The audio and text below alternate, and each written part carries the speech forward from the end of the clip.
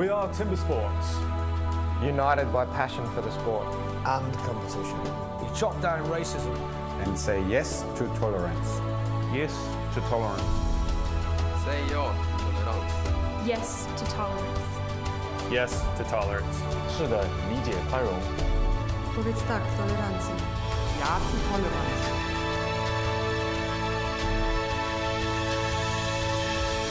We are Timbersports.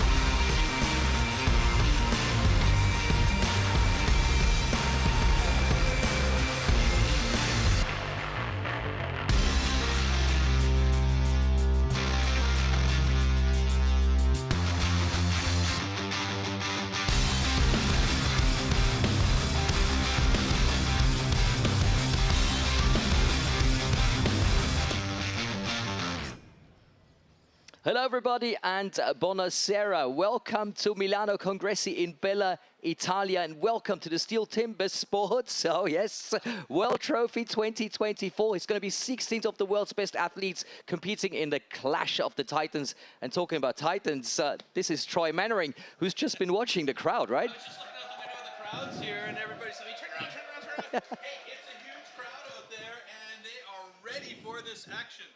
They are ready for action. Sorry, I didn't turn myself on. I was just looking out the window here and watching the crowd, and I'm getting all excited about this trophy format here for the World Trophy, and it is going to be fantastic. These guys got here through a series of qualifications. Let's take a look at that really quickly.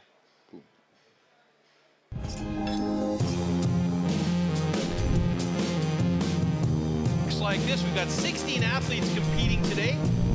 There were the national trophy champion competitors, national qualifier, of course, then the European qualifier that brings us our Euros, and we have 2 wild cards, Switzerland and Italy this time. Then we have 4 seeded champions from across the water, USA, Canada, Australia, New Zealand, and then the 10 best European athletes through that qualifier to get us to those 16 athletes that are going to be competing in the World Trophy today. So that's going to be an interesting one today. That's why I called it the Clash of the Titans. Another Titan is waiting for us on stage. It is Carlo Emanuele Esposito. Over to you.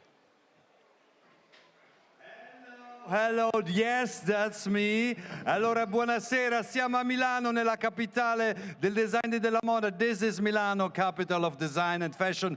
But, this night is Timbersports World Trophy. This is the capital of STIHL Timbersports. Therefore, I'm very excited because it's going to be a very adrenalinic night tonight. And I'm here in Milano. I'm not the only excited. Non sono l'unico ad essere emozionato perché questa è Milano. Milano, facciamoci sentire. Hey, Milano! Questa è l'atmosfera. This is the mood. This is the mood here in Milan. This is an astonishing stage here in the midst of the city life with the skyscrapers. Allora siamo molto emozionati, non vediamo l'ora che parta, and so to say we can just start introducing our sport directors. Allora iniziamo subito salutando il Global Sports Director, Mr. Spike Milton, Great Britain. Good evening, buonasera. Global Sports Director number 2 from the USA, Nathan Waterfield. Buonasera, welcome. And we have some judges too, all right, I giudici from Great Britain, Andrew Hall. And a judge from Romania, Radu Kazaku. Buonasera, benvenuti. All right, nice to have you amongst us. That's not all. Let's see behind the scenes. Allora guardiamo un attimo dietro alle quinte. Competition Control Center. We have the video judges, Jules Janssen and the Italian Alberto Corbetta. Welcome. All right, that's the way it is. And so to introduce, ladies and gentlemen, carissimi signore, anzi signore e signori, andiamo a conoscerli, i campioni, i qualifiers. Now it's the moment to introduce the best of the best of the world of timber sports. We start off from Australia, Brad DeLoza. Eccolo qui, benvenuto qui in questa arena che sarà appunto il centro dell'attenzione per quanto riguarda STIHL TIMBERSPORTS. And now, from Austria, dall'Austria, Armin Kugler.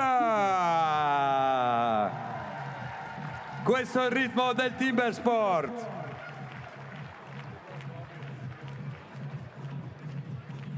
E prepariamoci a salutare l'atleta dal Belgio, from Belgium, Koen Mertens.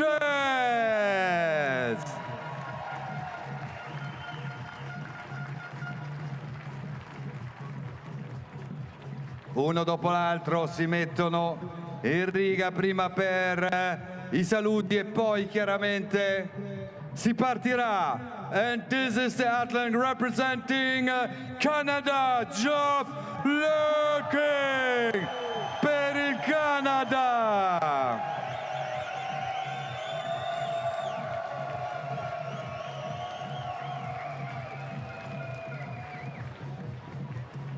È il momento della Repubblica Ceca, Czech Republic, Martin Kalina. All right, benvenuto.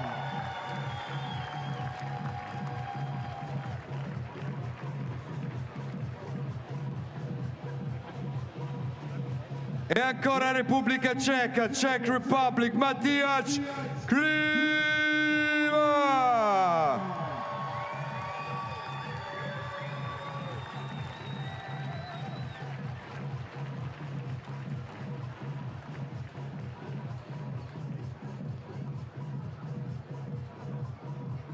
E maintenant la France, e per la Francia, please welcome, diamo il benvenuto a Pierre Pubaré.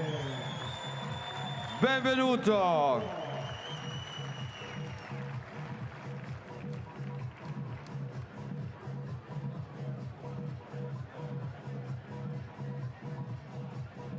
Atleta numero 8, Paesi Bassi, from Netherlands, Redmer Knoll.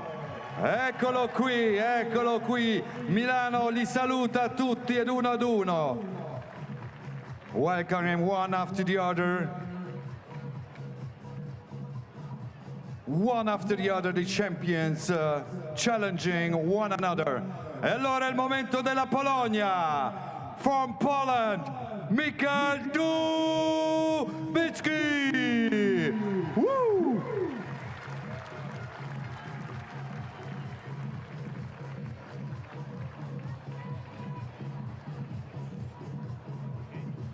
E ancora Polonia, once again Poland. Please welcome Szymon Grylva.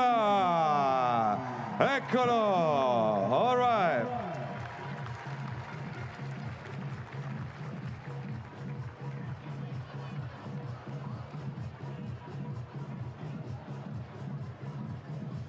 Arriviamo alla Svizzera, for Switzerland, Oliver Reiner. Welcome, willkommen, bienvenue.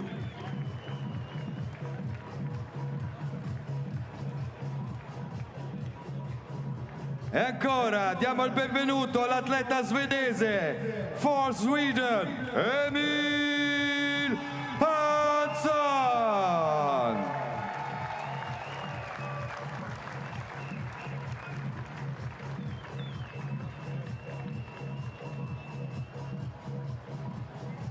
Ancora per la Svezia, for Sweden, Ferry Swan.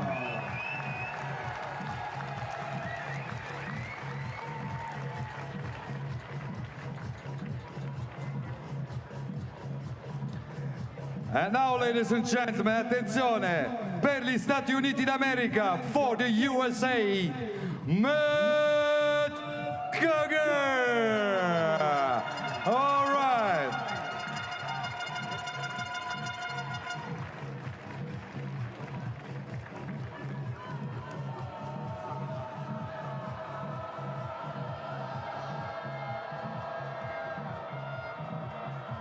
Attenzione, attenzione, prima di dare il benvenuto al local hero, before saying hello to the local hero, godiamoci questa clip, let's see the clip.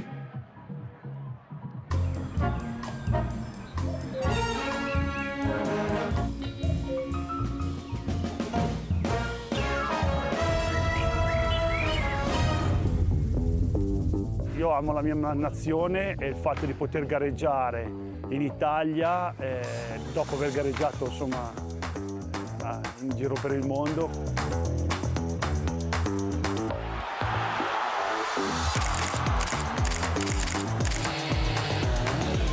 Poi nel frattempo, da quando è iniziato, è arrivato anche il Champion Trophy, che preclude un determinato tipo di allenamento diverso da quello che sono le discipline singole, perché è un endurance.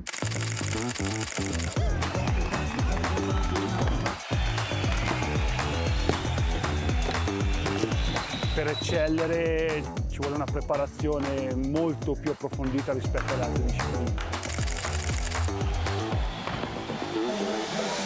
Io ormai sono quasi 15 anni che lo faccio.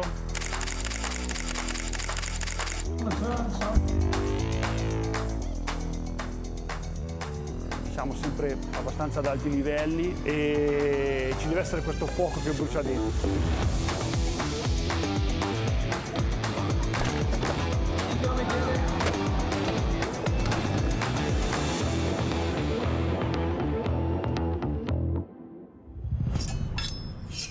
E adesso vi voglio, here he comes, per l'Italia, Andrea Rossi, Andrea Rossi, Andrea Rossi, shout out, local hero, facciamoci sentire tutto il nostro calore.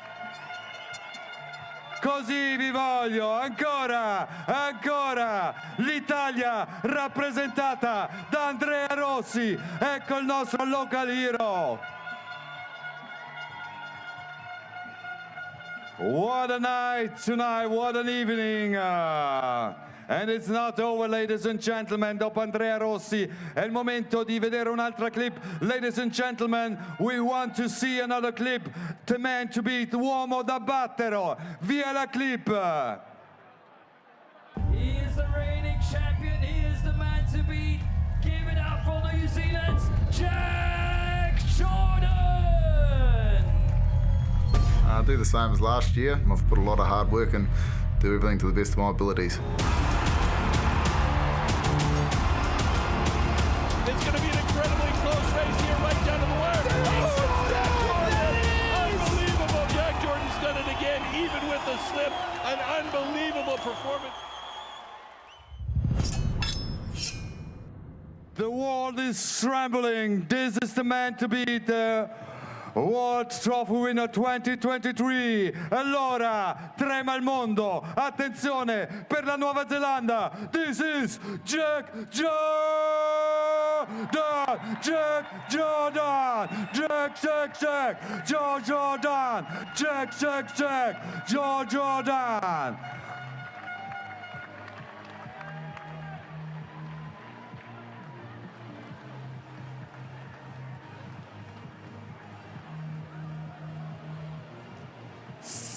We are nearly completed, have completed our presentation of the athletes. Big hands, un grande applauso agli atleti qui presenti. All right, non vi sento.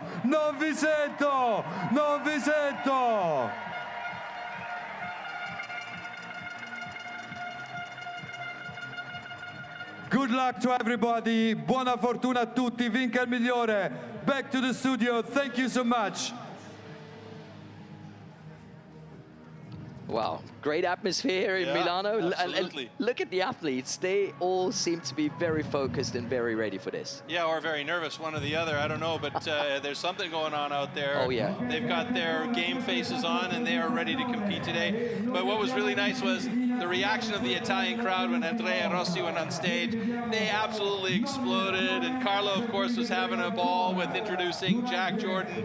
Jack, Jordan! Yay! He's really into it, isn't he? Why not? It should be that way out on stage. And it's going to be a great competition. We've met the athletes, but of course we want to make sure that you know how the format works, and we've got a little clip prepared for you to understand everything you need to know. The STIHL TIMBERSPORTS Trophy competition. In the trophy format, athletes have to complete 4 disciplines back-to-back. After the start, they need to cut a complete disc with the stock saw within a 10-centimeter area. From there, the athletes have to complete the underhand chop as quickly as possible. Only after they split the block can they return to the starting point, where this time, the single buck is waiting for them to cut 1 complete cookie. In the final discipline, the athletes have to complete the standing block chop in order to achieve the best possible overall time. Any rule infraction will result in a disqualification, and the athlete will be eliminated. All participants must first demonstrate their skills in the time trial. The better the athletes perform in the time trial, the easier their first elimination round will be. The 4 fastest go straight through to the quarterfinals, while the 5th to 12th placed athletes battle it out in the last chance round in knockout duels for the remaining quarterfinal spots. The athletes now continue to compete in a knockout system through the quarterfinals and semifinals. The losers of the semifinals will fight for the last podium spot in the small final.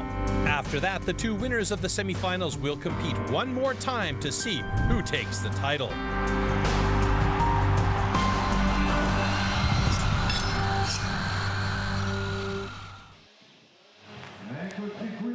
So there's the round of 16 that we're getting to see. These are the heats that we're going to start off with. There's going to be Jack Jordan, the reigning champion, the 2 times in a row winner against Armin Kugler. In heat number 2, Ferry Svan will take on Koen Martens. In heat 3, we're going to see Brad Delosa take on Redmer Knoll.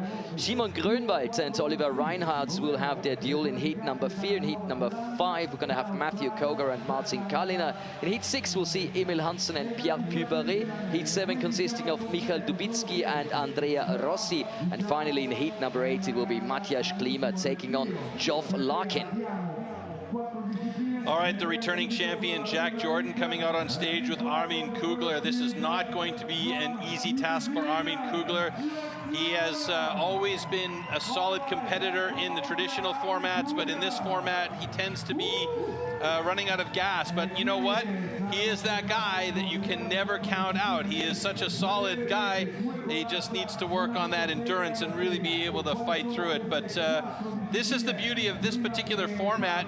It's back-to-back-to-back racing, so if something goes pear-shaped, the guy that has the weaker tail of the tape, let's call it, could potentially win the heat. And this is now elimination, so if you do not win this heat, you are out. So just a little bit about Armin Kugler from Austria. 5th place at the World Trophy in 2016. He's been a 3-time silver medalist at the European Trophy, and he's a 9-time national pro champion for Austria. So the guy has pedigree. There's no two ways about it. Jack Jordan from New Zealand. He's a young guy. He's motivated. He's super fit. The World Trophy champion 2 times in a row now, in 22 and 23. Will he get the hat trick in 24? He's got to start it off right here against Armin Kugler, a tough competitor. So let's see how this goes down. Folks, I got to tell you right now, don't blink. It's going to go by in a flash. World record, by the way, for the trophy format, 53.65 to cut all those blocks. That's insane. Athletes ready. Stand to your timber. 3, 2, 1, go.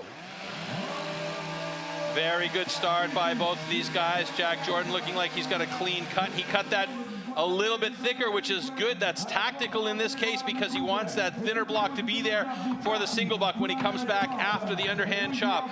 On the underhand chop, Jordan already the other side of his block. Armin Kugler going for a wide open face on that front side. He'll probably make it a bit narrower on the backside. Jack Jordan is through though and moving back to his single buck. This is what we talked about, why he made that first cut on the stock saw a little bit fatter, so he's got less material to push against that saw and bind on it on his way through on the single buck. Armin Kugler gets through on underhand, but he is really behind the 8 ball now if he wants to try and get anything done. Jack Jordan already on the standing block chop.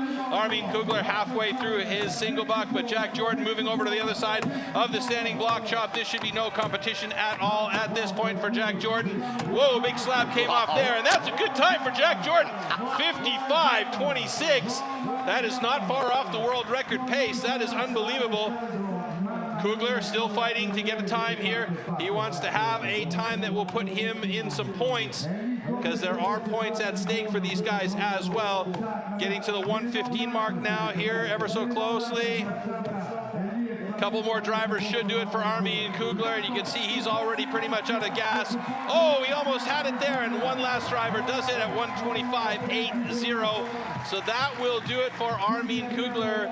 It's tea time for him, unfortunately, but that man, Jack Jordan, he's already one step closer to defending his title, and he looks good, Floaty. He looks hot, and he is definitely the man to beat. Not only the champion of 23, the champion of 22, but also the world record holder, and he was not far off that mark. And we know in the first rounds, you know, they're not going to be able to go as fast as they want to go, and they're not going to go for world records. But having seen this, anything and everything is possible today. Yeah, these guys are also very tactical about how they use their energy here. So that's a season's best here for Jack Jordan for New Zealand, 55.04. A great time for the 28-year-old from New Zealand. Not a bad way to start a competition, so impressive stuff as we await our next heats. And that's going to be a nice one between Ferry Swan and Koen Martens, but we're going to have some replays of Jack and Armin, and yeah, you can see where Jack made the time. Yeah, I mean, he was okay on the stock saw. Armin was right there with him on stock saw. The difference was that Jack was pretty quick getting over to the underhand chop and starting the underhand chop. Armin's about 3 drivers behind Jack on the underhand chop, and then something went wrong there for Armin on his underhand. He had a knot or something. It took him a lot longer to get through there, and there was that final driver. The one thing that was a bit risky in that standing block for Jack was that one part of the block, the backside of the block, slabbed out, and that can really cause problems. So yeah. But Armin Kugler, you got to give him credit for really pushing through and fighting all the way to the end of this one. So that's that fighting spirit we love to see with these guys. Yeah, and he's a great competitor, Armin. He's always around. He's always got a smile on his face backstage. On stage, he kind of keeps so that competition face. But if you meet him backstage, he is such a nice person. He's a great character. I mean, I can't say there's any of the guys that are here today or that have been at the events in the past that you could say, nah, I don't like him. You know, they're all really down-to-earth guys. I mean, this is timber sports in general. It's a big family of guys that are willing to help each other out, even from opposing countries, you know, like the Americans or the Canadians come over, they head straight to Switzerland or Sweden, and they train with the teams there to make sure that they're ready for these competitions. Very true. And talking about nice guys, look at that heat. Some of the nicest guys in the business. Absolutely. Ferry Swan from Sweden taking on Koen Martens from Belgium.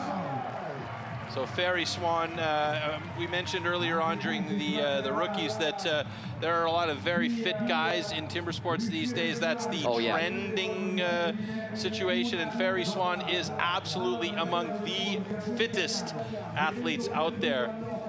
Koen Martens has been doing this a long time. He's 40 years young. You'd never know it to look at him, though. He is absolutely fit as well. He's the Belgian Series champion. He's 6 times National Pro champion, 6th place at the World Trophy in 2022, and the silver medalist at the European Trophy in 2022. So we know he can do it. Yeah. Ferry, on the other hand, struggles with this one. He's the winner of the National Trophy 21 and 22, rookie world champion back in 17, 5th place at the World Trophy in 22. But there's always this one little block for him. He's got all the skills to do it, but there's always this one little block. So let's see if he can get by that, because I was told earlier on by Tim Bertolga that Ferry Swan looks relaxed and happy, and that is always a good thing for him at these competitions. So let's see how he handles himself against Koen Martens here. Athletes, ready! Stand to your timber. 3, 2, 1, go! Even start by both. Good into the wood. Ferry Swan looking good like that cut. Oh my goodness, Koen Martens was quicker on that cut at the bottom. Very nice by Koen Martens. Ferry Swan and Koen Martens on the first side of their underhand chop. Oh wow. We'll switch to the other side. The pace these guys are cutting at is insane. Koen Martens looking very good on the second side of his block. Ferry Swan right there with him. Who's going to split that block and head to the single buck first?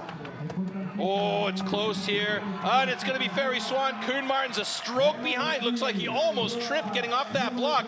Here's a discipline where Ferry is very, very strong. Koen Martens well, but Ferry's got the advantage here, using that entire saw as efficiently as you possibly can. Oh! And Koen Martens gets a bit of a hookup, slowing things down. Now who moved to the standing block chop? About 6 drivers behind Ferry Swan, slapping some big pieces as those chips come flying off. Swan to the other side now. 3 strokes ahead of Koen Martens on his second side. Swan gets a sticky axe, giving an option to Koen Martens to try and catch up. And Swan does it with the last driver. Oh my goodness. It looked like it might be close. Koen Martens was on that second side and he wasn't that far behind. 3 drivers was all it took for Koen Martens to get finished after Ferry Swan was done. So that was really a very close race, and basically it came down to 2 or 3 hits on that underhand chop. I think even maybe 1 hit on the underhand chop and getting that single buck caught at the bottom of his stroke. Uh-oh, do we have an issue here? I've not seen a yellow flag yet, to be honest. No, I don't see any yellow flag, but I saw the 2 judges, Andy Hall and Radu Kazugu, talking with each other, so, but it looks like we might be okay. Fingers crossed. On the witness, Ferry Swan. All right, so Ferry Swan gets through that one. He's going to be very happy about that. Yeah, he's going to be pleased by that. So this is a big deal for him.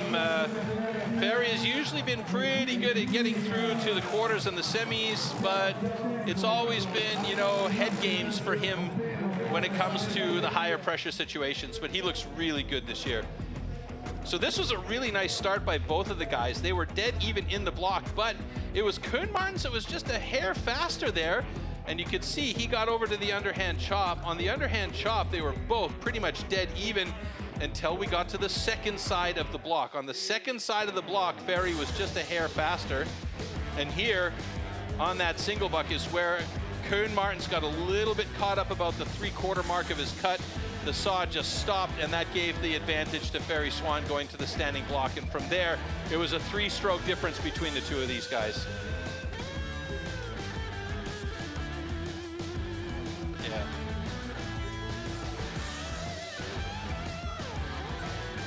A good run, though, and boy, they really kept each other honest in that heat. Oh, wow, you can say that again.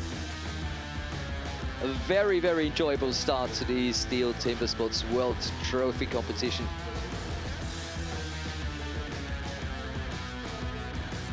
And some great pictures that we're getting delivered here.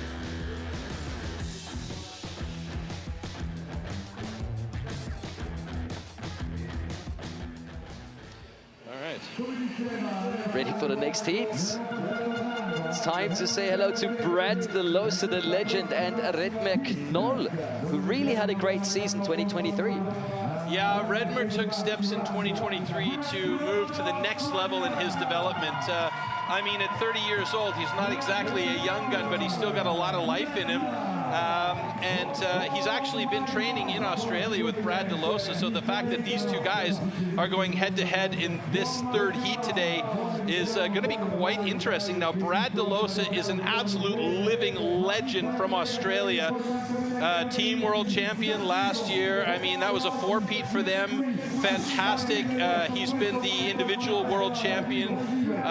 He knows exactly what it takes to win these events. Redmer Knoll last year got 4th place. And that little boost for him was a huge difference because he won the European trophy a couple of months later. And you could see the motivation has changed drastically with Redmer Knoll. So I'm really curious to see how this goes down for Redmer. He just needs to get out of his own head and do what he knows how to do. And he can definitely beat Brad De Losa, but Brad De Losa was 4 guys in the time trials under a minute. So it'll be interesting. Yeah, David, he's won it, so he knows how to compete. Absolutely, and he is so spot on with his preparation. Big role model for many of the guys. Absolutely. Athletes, ready! Stand to your timber. 3, 2, 1, go! Strong point for Brad De Losa is that single buck. If he can get there ahead of Redmer Knoll, he'll have this one pretty much locked down. Both of them looking good as they head over to the underhand chop, dead even with each other, and start those drivers at the same time. Redmer Knoll getting a little bit of a sticky axe there. Brad De Losa clean and solid through over to the second side. 2 strokes ahead of Redmer Knoll now as he moves over to the second side of his block. Brad De Losa chipping out nicely. Redmer Knoll doing the same thing. Slightly sticky axes for Redmer there. Brad De Losa trying to find his way through. Wow. Redmer's done it and gone over to the single buck first. Now the pressure is on because Brad De Losa is excellent at this single buck. Will he be able to catch up to Redmer Knoll? Redmer Knoll is almost through, but Brad De Losa's done it. He's caught up with them, and both of them dropped the cookie at the same time. So this could be a close battle between these two guys here. The training that Redmer's done in Australia could have paid off. Will he be strong enough and have enough endurance to beat Brad De Losa over to the second side at the same time of each other? Unbelievable pace here for both of these guys. Both of them looking quite tired as we come down to it. Will Redmer Knoll have the power to get through? He slips out! Redmer Knoll and Brad De Losa almost dead even at the same time. 107.26, 107.7. Oh my goodness, ladies and gentlemen, that was about the closest, most exciting heat we've had all day long. It's only 4 in and I'm losing my mind up here. Ha ha!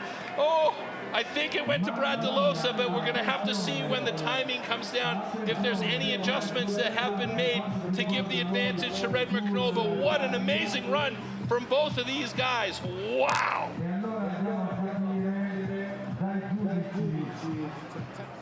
Whew, you can really feel the tension now. And now I think they have to go to picture to see how close that was at the end. Our time is still running here. The timers never stopped it on the buttons. I think they were getting too excited like I was. No, I think it was your voice that restarted time. Maybe. Unbelievable. Oh, well. 106.80, 106.88. No Holy smokes, 8 way. tenths of a second is all the difference was there. How close was that? Now Redmer has to look at this and go, hey, that was an awesome run for me. That was an awesome run for me against an absolutely fantastic competitor. And I think he does. He had a smile on his face. This is crazy. Oh, so look at that. Redmer was about a half second slower getting that saw in place as Brad De Losa was. And they both managed to get over to the other side for that underhand chop at about the same time. Now, Redmer had a couple 3 sticky axes, as you can see right there. But imagine, had those axes not been sticky, he would have been over to that single buck. Don't even start thinking about that. You go crazy. Early. I know. It was a nutty heat. That was so fantastic, though. And look at this.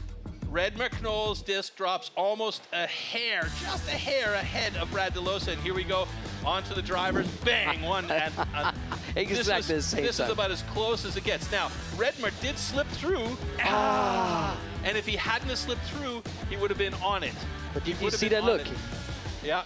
Oh, wow. He slipped through, he stepped back from the block and went, ah! You know, it was one of those Scooby-Doo moments. Ah! And he came back and knocked it out.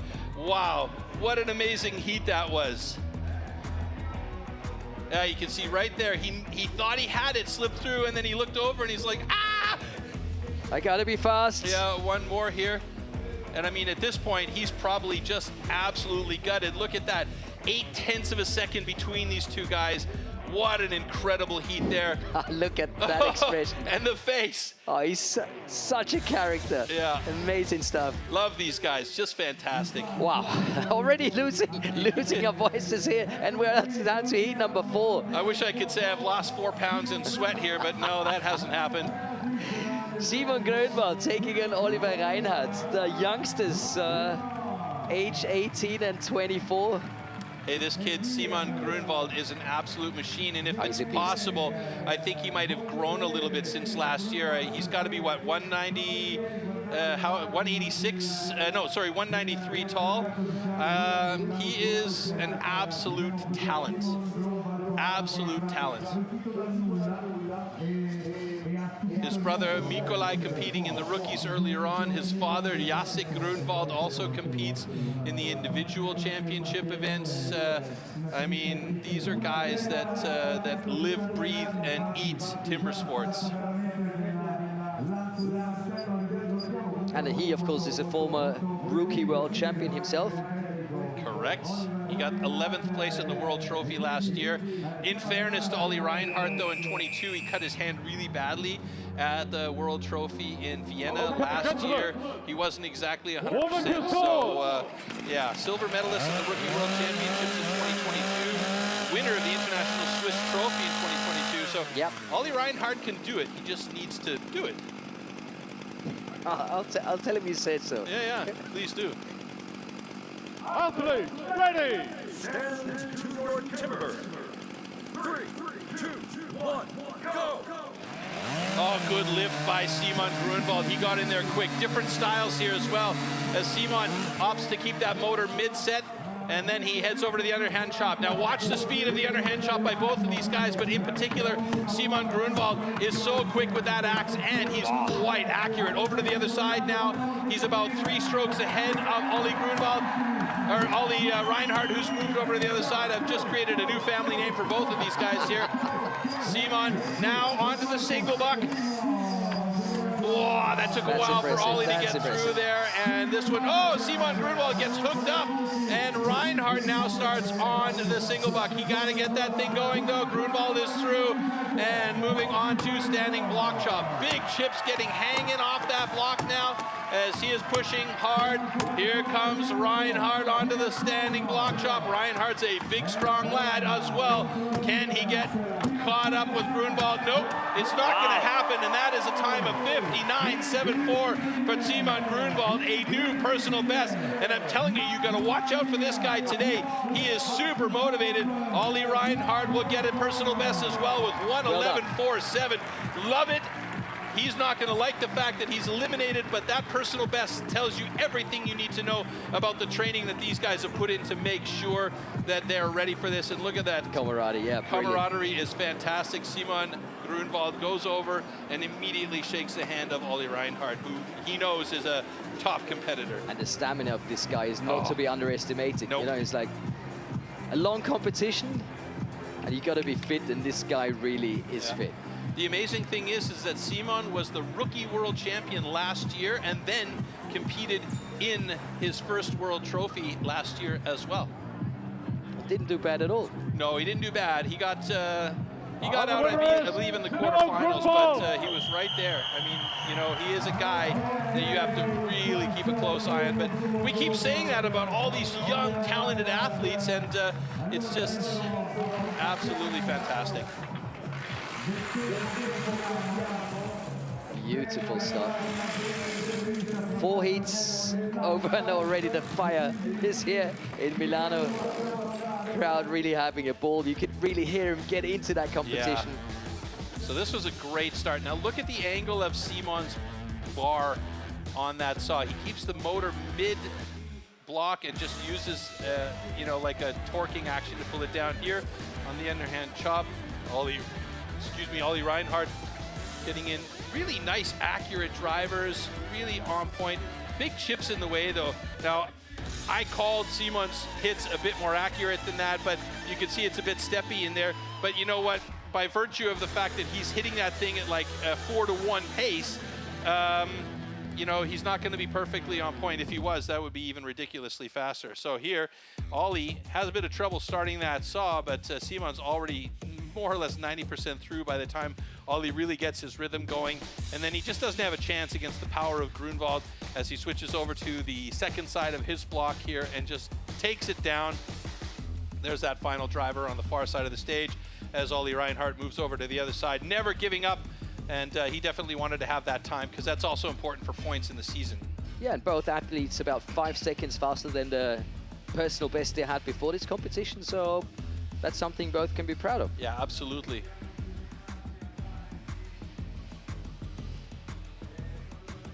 That's great pictures. Look at the details.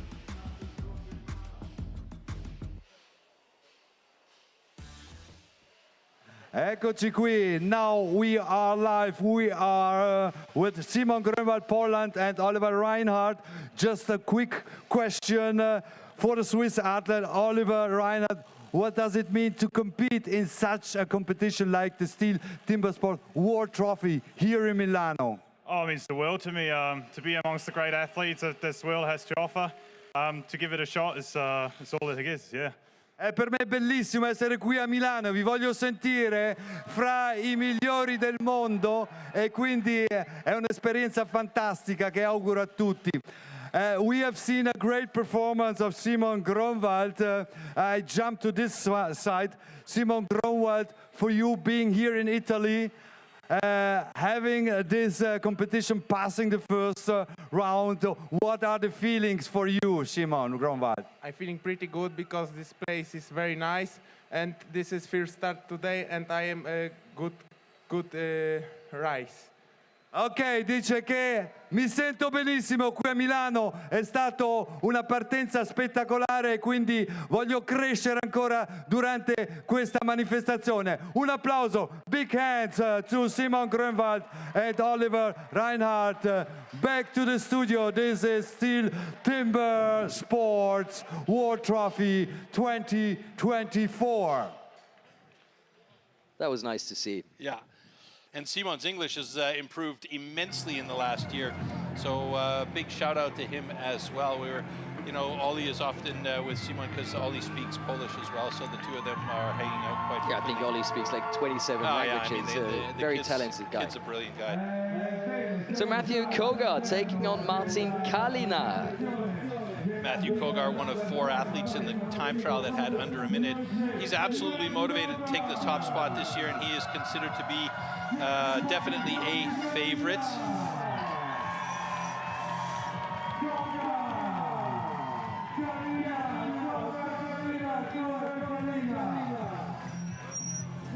Matt Kogar holds the national record, personal best, 54.68. Martin That's not Kalina, too bad. That's not too bad.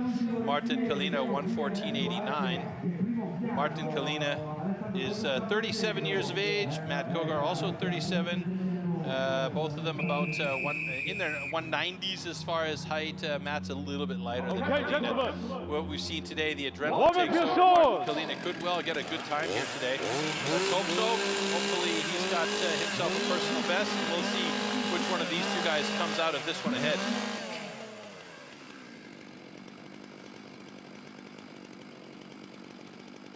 Athletes, ready! Stand to your timber. 3, 2, 1, go! Good start by Matt Kogar. He was quick on the pickup. You can see that cookie's pretty thick, leaving less material there for the single buck. Martin Kalina, good cut, and he is on the underhand chop, 1 stroke behind Matt Kogar. Kalina looking good right now. He's got to keep that pace up, though, if he wants to keep up with Matt Kogar. He knows he's got a solid competitor on the other side of them. Both of them over to the other side of their blocks at roughly the same time. Wow. Matt Kogar through quickly, though. Kalina still working on that second side. His drivers aren't super powerful, nice and accurate, though, and Kogar is already 3/4 of the way through that single buck, and Kalina has now made it over to the single buck to start his cut. And now Kogar is going to step to the standing block chop and start. Big chip comes off of that there. Kalina now heading over to his standing block chop. Matt Kogar is looking very good. It's looking like it's going to be a very good time. Probably going to be over a minute, though. Oh, maybe not. That's a wiggle and a waggle, and 58.25. That's a pretty solid time for Matt Kogar. And Martin Kalina moving over to the other side of his block. Will he get a personal best time? I'm crossing my fingers for him one way or the other. Oh, a huge skip by the axe there. You got to be careful with those angles. Doesn't look like it's going to happen this time because of that skip. The time really getting that axe back in control takes up a lot of time, believe it or not. 1:20.17 for Martin Kalina. So right now, 1:20.17 is about the second slowest time of our competitors here. And that's an elimination for Martin Kalina, but Matthew Kogar moving on to the next round. So Jack Jordan and Matt Kogar both having under a minute, and Simon Grunwald as well, just shy of a minute, 59.40. Matt Kogar! The crowd is really into it now. Yeah. Love that. How can you not be? I mean, the excitement of the trophy format, the speed, the intensity, the battle, all of these guys put out there on stage to make sure that they are really good to go and keeping it active. I mean, you can't stop. You have to keep going, you know? It's a battle of life and death out there if you want to move on to the next round, basically is what it boils down to. Yeah, Milan is presenting itself in real beauty. The weather is perfect. Yes, after the rain of the last days, yeah, it's thankfully, you know, some fluffy white clouds up there that aren't looking too threatening, and it's a sunny, warm day.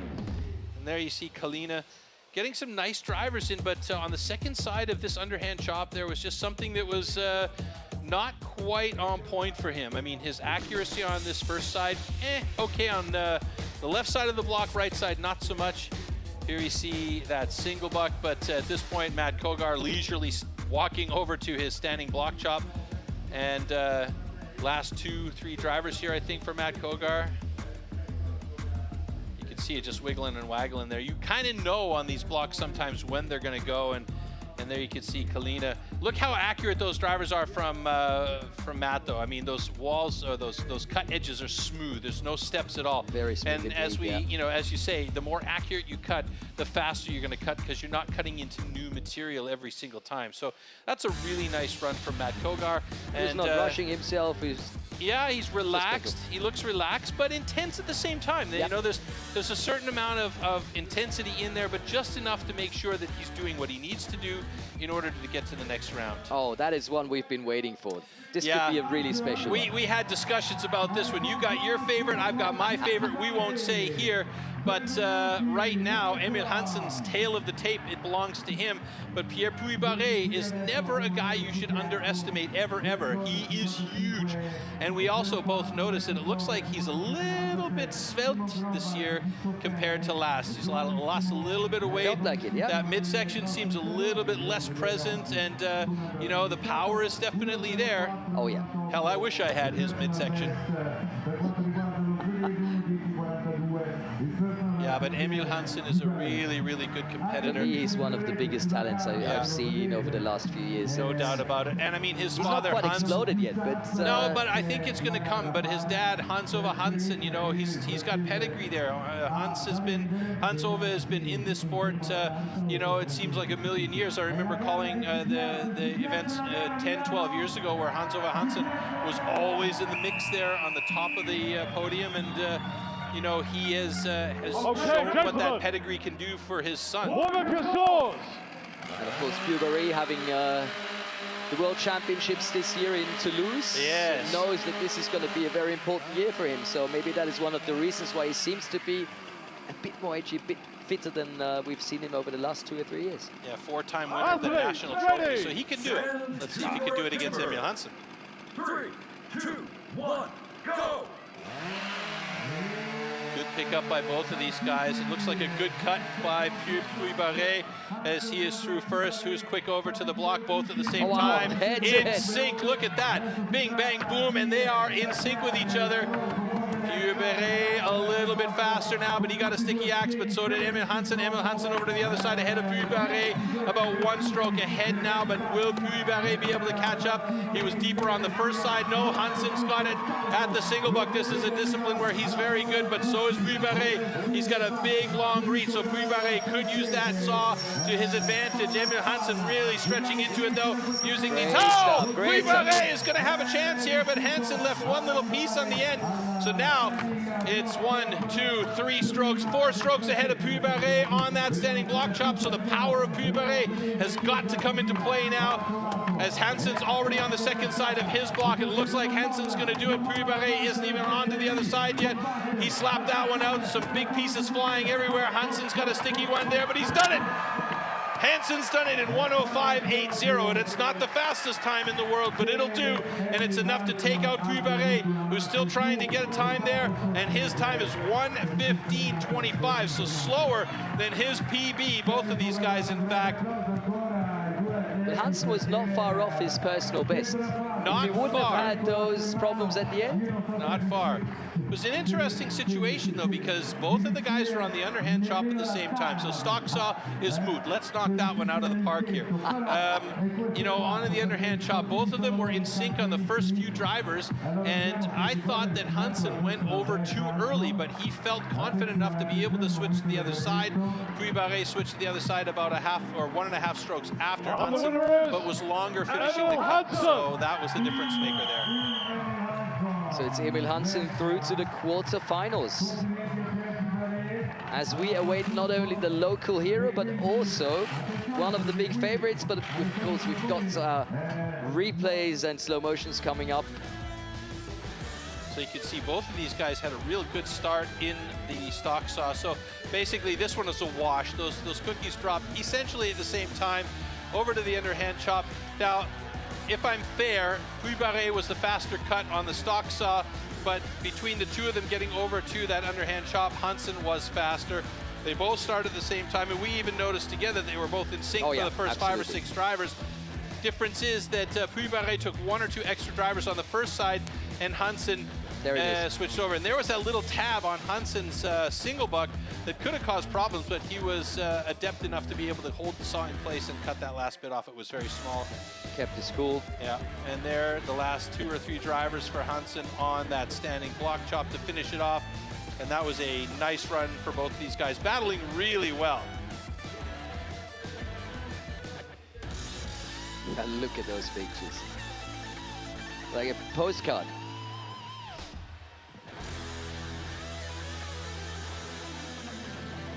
And we can hear the fans yeah, they're getting already loud getting again. hyped up for our next 2 athletes. I wonder why. Could it have to do something with a guy named Andrea Rossi? It might have, yes. And there he is. This is our heat number 7. It's Michal Dubitsky taking on Andrea Rossi. And Dubitsky is a hard man to beat in this competition. He loves this format. Yeah, although he's had problems with the muscles in his arms in the last couple of years. We saw him at the European Championship.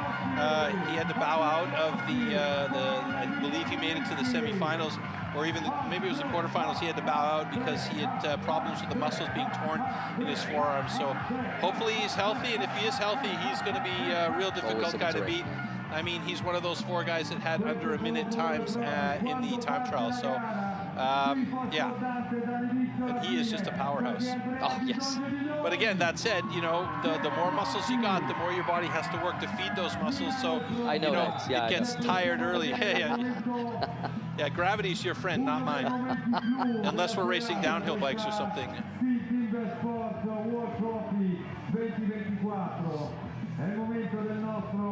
Andrea Rossi, 4-time Italian Pro Champion, 12th place at the World Trophy in 2018 and 2019, so at least he's consistent.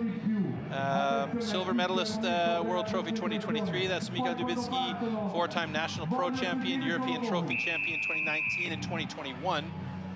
Those were those fun years that we were doing everything indoors. Okay, Masks gentlemen. on. Yeah, and last year's final. Warm up your swords. It was so close. Oh, yeah. I believe you had second place last year, didn't you? Yeah. Silver medalist. Correct. That is second place. Silver. Yeah. I'm good like that. I know these things. Oh, wow, all right, here we go. Athletes ready. Stand to your timber. 3, 2, 1, go! Very quick start by Andrea Rossi. He's got a lot of support in the audience here. Bit of a thick cookie by both of these guys, and Andrea Rossi starting off pretty much at the same time as Mika Dubitsky on the underhand chop. You can see the pace that Dubitsky's working at. Andrea Rossi right there with him though. Dubitsky to the other side, Rossi to the other side now. Dubitsky not giving up, a bit of a sticky axe 2 times now for Andrea Rossi. Who's going to get through there first? I'm pretty sure it's going to be Dubitsky. He's got to get back up there and make sure he's cut all the way through. That gave a chance for Rossi to catch up, but that second side is really troubling for Rossi as Dubitsky is now on to the single buck. Rossi is solid on single buck though, and Dubitsky's bending that saw pretty significantly. So if Rossi can get in a good flow here, and Dubitsky's got stuck at the bottom and he's finally through, and Rossi may well catch up here as he's going to cut through the bottom of that block and move over to the standing block chop. 1, 2, 3, loving it. 4 drivers behind Dubitsky. Rossi's solid on the standing block chop. Dubitsky's onto the other side, skips the axe. That's troublesome right there. Rossi over to the other side. Will he be able to catch up to Dubitsky? No, he's not going to do it. Dubitsky's too powerful with that last driver. He is through in a time of 1:11.17. So not super fast, and Rossi is almost there on the second side of his block. He does it in 1:22.28, and the fans were loving the action there. And so was I. Me too. That was a nice heat, actually. Absolutely. And I thought at one point there where Dubitsky caught that single buck that Rossi was going to have a chance, because Rossi's really good on the single buck, and he was very efficient on that cut, and I thought for sure that he'd catch up. But on that standing block chop, Dubitsky is just super strong. Wait a minute. We're going to need a review on Dubitsky. We have a video review on Dubitsky's block here, so we're going to find out. Must have been the single buck, if you ask me. Yeah, or it could have been the start, because Dubitsky was pretty quick on the start, but I thought Rossi was faster. Yeah, same here, but I think on the single buck there might have been an issue. Let's see if we can see what they're looking at here.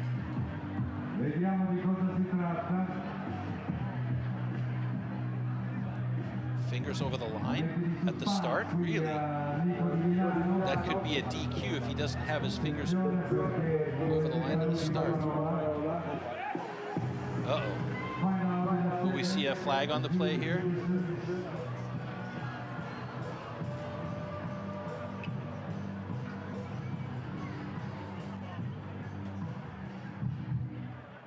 But obviously they've come to a decision. Yeah, we'll find out at the decision zone here from head judge Andrew Hall. So we made a video check on stand A. The fingers were not completely over the line at the start. So that's a disqualification. Oh my goodness. So the winner is DQ Andrea for Rossi. Dubitsky. That means Andrea Rossi goes on to the quarterfinals. Oh, that is a kick in the rear for Dubitsky. That is an unusual mistake for Dubitsky, who is an absolute professional, and he probably just didn't pay attention with all the excitement here that he had a finger behind the line. They have to have all fingers over the line. Oh man, that is a heartbreaker for the big pole. Especially with him being in such good shape. So that's a tough one. It looks like we might have an interview down there with Andrea Rossi after this crazy turn of events here, that he's going to be sent to the quarterfinal because of a DQ.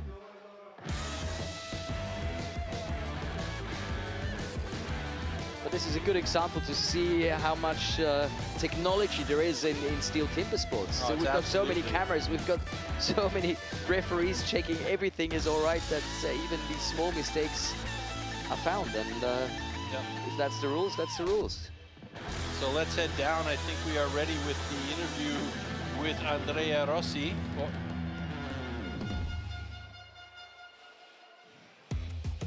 Well, for the moment, we can still see him here finishing the standing block chop. You can see he was getting tired. Ecco qui, siamo in diretta, so we are live with Andrea Rossi, qualified for the next round. Andrea, che giornata, ti sei qualificato, ma prima di tutto, cosa significa per te gareggiare qui a Milano davanti a questo pubblico? Sicuramente è una grande soddisfazione, sono molto contento, ringrazio tutti quelli che sono venuti a vedermi, a sostenermi, grazie, e farò del mio meglio. Grazie, Andrea. He says, for me it's fantastic to compete here in Italy, my home country, and seeing this fantastic audience. I will give the best in the next rounds. Grazie Milano. Allora, chiudiamo in bellezza. Il mondo ci guarda. In alto, le bandiere. Andrea Rossi, sei tutti noi.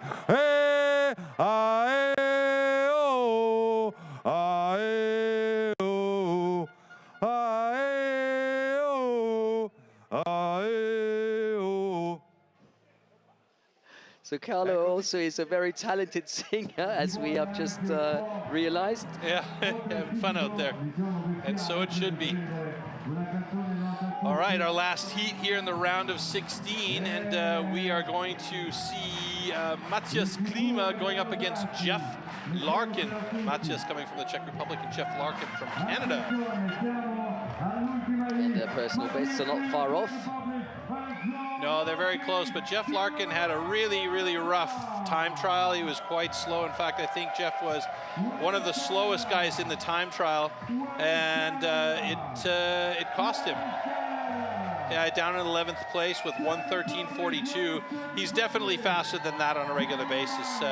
But we know that Matthias Klima, also a very solid young athlete, and he has got that youth and vinegar on his side, let's say. Yeah, and a 6th time in the time trials, which is not so bad. Probably gave him some confidence going into this duel. Yeah. And I remember last time you said confidence is sometimes the key. Yeah. Especially in this competition, so... Well, that's the thing. I mean, these guys are all so evenly matched up as far as skill level and ability is concerned. Sometimes it really is only your headspace and your confidence that plays the role in whether or not you can take the step to the next level of success, which is what we saw with Red McCall last year. True. And he's already improved, and watching the way that he performed today, you can see that.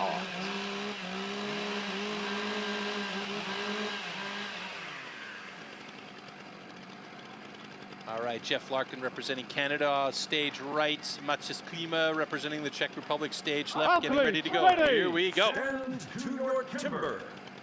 3, 2, 1, go!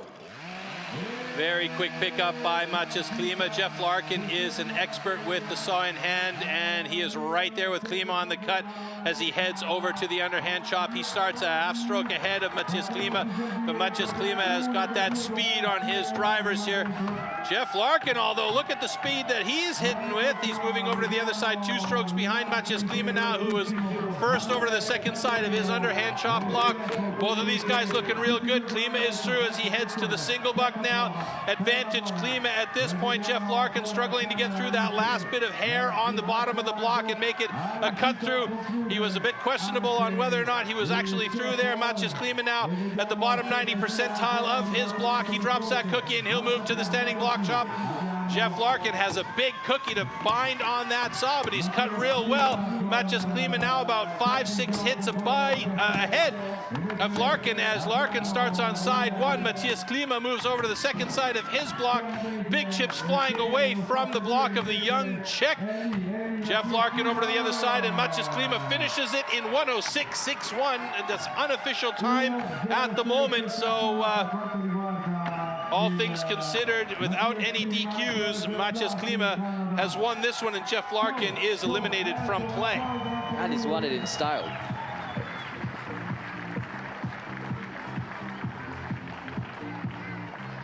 Not bad at all. Matthias with the bronze medal at the European Trophy 23, winner of the Czech Trophy 23, rookie European champion 21, so he's been making his way up there. Yeah, and he's only 25. Yeah. So. Jeff Larkin, 4th place in the National Trophy for Canada, 22 and 23.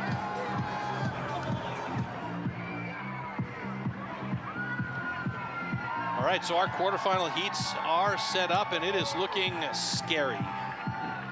And the winner is Matthias Klima.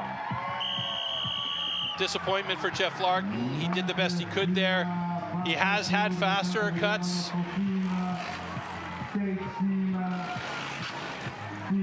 But Matthias Klima moving on to the quarterfinal. What a beautiful day here in Milano.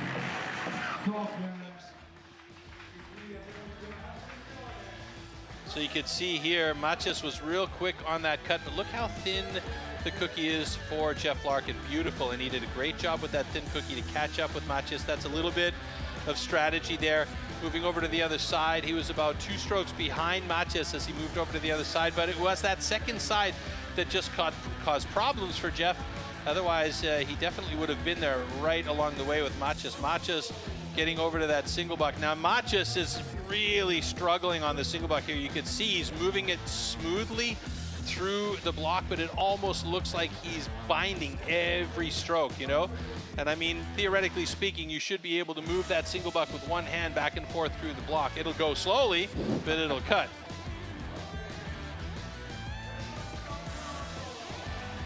Yeah, that's the key for that single buck, is just really having a nice, smooth, relaxed flow, you know, not forcing it or anything like that. Jeff really working hard on that second side of the block, but just was already finished as Jeff moved over to the second side of his block. And that was a very nice, clean finish by Matthias Klima with a bullet there. And of course, our stage crew doing a fantastic job. Maybe we can get some visuals of the stage crew up there, because they play such an important role for the safety of our athletes. You know, all of the stuff that's dropped onto the stage, from cutting and chopping and sawing, it can be a dangerous scene up there. It's almost like a minefield if you're not careful. So let's take a look at what's going on here. Oh yeah.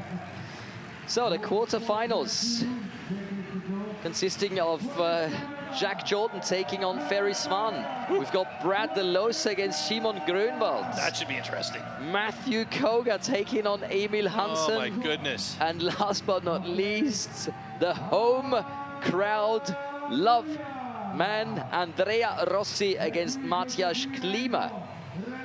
Those are 4 incredibly difficult heats for all of the guys that are in there. Jack Jordan, you know he's strong. He's been rocking and rolling all day long. Ferry Swan, he's happy, he's relaxed, he's motivated. He's going to push Jack Jordan for every centimeter of wood. Brad DeLosa against Simon Grunwald. The ages battle here. Wow. Yeah, the young man at 18 years old going up against the 40-year-old Brad DeLosa. Maybe I made him a little bit older than he actually is, but he's been around the sport forever. So yeah, it's going to be an interesting couple of first heats there. And off we go, quarterfinal number 1 between New Zealand's Jack Jordan and Sweden's Ferry Swan. Oh my goodness. The electricity is intense in the air. And there's a great fan block of Swedish fans wearing the yellow Swedish jerseys, and I do believe Ferry Swan's mom is in the mix there, and there's somebody holding up a flag with the yellow cross. One, right? Feel the axe on. It's great. That's absolutely fantastic. Yeah, that's our kind of humor. Yeah, dad jokes. Absolutely. Milano Congressi, Bella Italia. The weather is absolutely fantastic. Yep. It's still warm, it's still sunny, but our athletes, they have some nice shade there.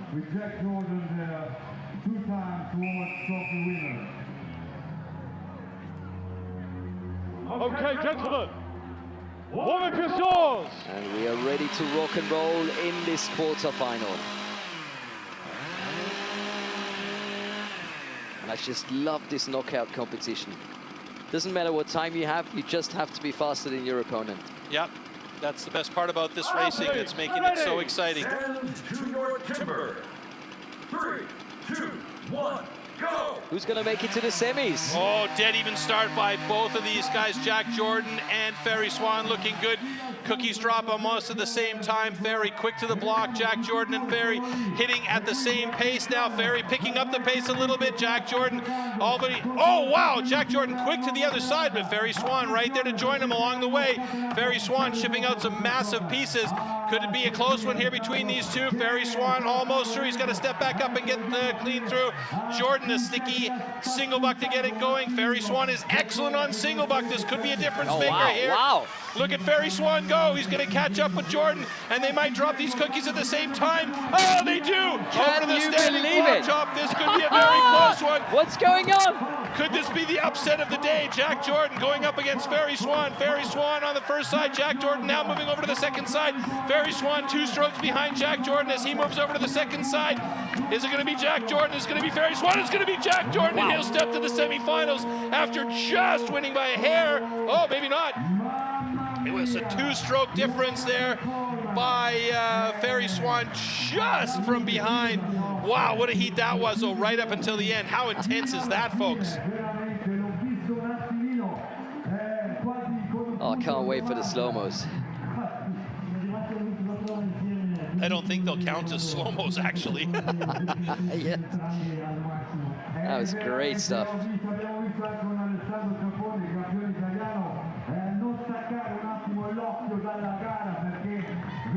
How good was that? Yeah, that was a great battle. I'm waving frantically out the window at my wife and son who just arrived. And the winner is Jack Jordan. All right, so Jack Jordan under a minute. Again, one more step towards a three-peat. Ferry Swan, he kept him honest throughout this whole heat. Jack Jordan knew he had a battle on his hands with Ferry Swan. Look at this. These guys started stock saw at the same time. So again, this situation, you can throw this one out the window. Look at the intensity on Jack Jordan's face there. Heading over here, Ferry Swan was actually quicker to get that axe moving into the block, and then the pace that he is so hitting fast, and he moves like a cat. Yeah. And this is what I was saying. There's some big guys out there that have that skill level to move really quickly and easily. And it was Jack Jordan. I mean, I was surprised how quickly Jordan moved over to the other side of his block. He was very quick. Very It was early, very early. 4 or 5 hits and then switched over. Ferry took 2 extra there. I don't know if that was maybe the best idea, but Ferry's got his routine set up. Now here, Ferry Swan actually did a really good job of catching up. You can see how thick that cookie is there for Jack Jordan. It almost peeled off. And Ferry Swan had the thinner cookie, so he was faster by just a hair. But moving over to the standing block chop, there was just way too much power for Jack Jordan. On that second side, Jack was 2.5 strokes ahead of Ferry Swan. And here you can see these last 2 drivers was just the nail in the coffin, literally, of Ferry Swan's hopes of moving on to the semifinals. So Jack Jordan, just a solid competitor here. Yeah, but Ferry kept his dreams alive for quite a long time. He did, you know. And this is one of those things where you see Ferry Swan. We talked about him earlier. There's always been this little tick that hasn't really clicked for him, and I think this year that tick is gone. You know, he looked relaxed. He looked very happy about the whole situation, more or less healthy. You know, and he came in here and he showed that when he's in that condition, he's a force to be reckoned with. But what about this heat, man? Well, geez. Doesn't get much better than this. Yeah. Brad DeLosa taking on the youngster Simon Grunwald. This is going to be very interesting because DeLosa's national record time of 57.59. Simon Grunwald at 18 years old with a personal best 59.40. I mean, that's crazy. madness. So Grunwald is going to be running on pure adrenaline in this one. But the problem for Brad DeLosa here is that pure adrenaline is accompanied by a significant amount of skill. That's true. And he's only 18 years old. We keep forgetting because he's been competing so much. Crazy. But the talent of this man and the physicality is... Rookie world champion last year, competed in the trophy last year, and now competing in the trophy this year, looking for a chance to get to the semifinals. And he learned a lot at the European trophy as well. He got knocked out in the quarterfinals, but we thought he was going to go the distance there. Let's see how he can cope with the pressure. Okay, gentlemen, warm up your scores. He seems cool as a cucumber. Yeah. And that's also a scary prospect, you know? Yes. Very scary indeed. Brad DeLosa, after that Athlete, debut of ready. he's checking his fingers closely. 3, 2, 1, go!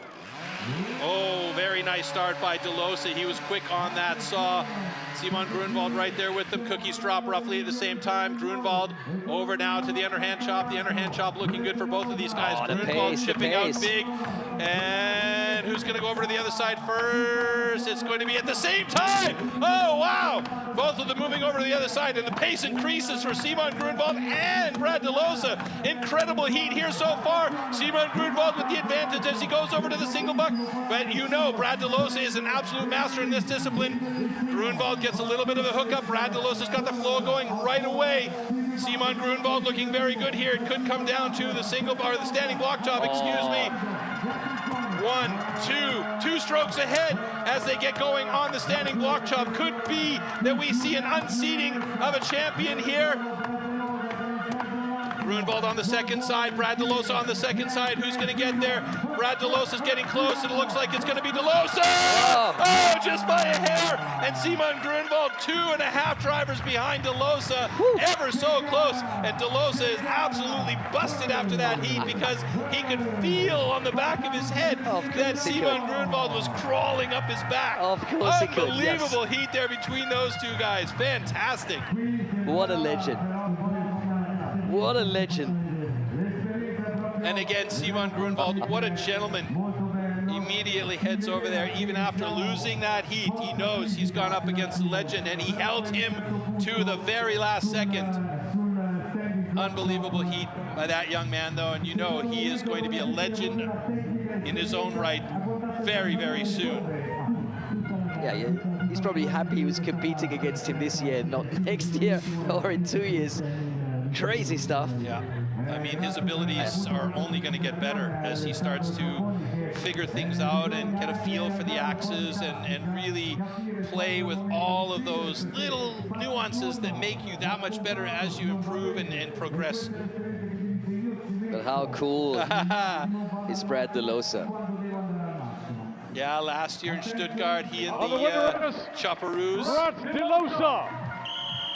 Championship again, and Brad DeLosa has been the individual world champion in the past, so this man is absolutely one of the legendary figures in timber sports, and a guy that a lot of the other athletes turn to for help, you know? I mean, like I said, there's a lot of guys that go down and train with Brad DeLosa in the off-season, and he makes sure that they get the best of training from him. Look at this, though. Both of these guys just absolutely motoring through this heat.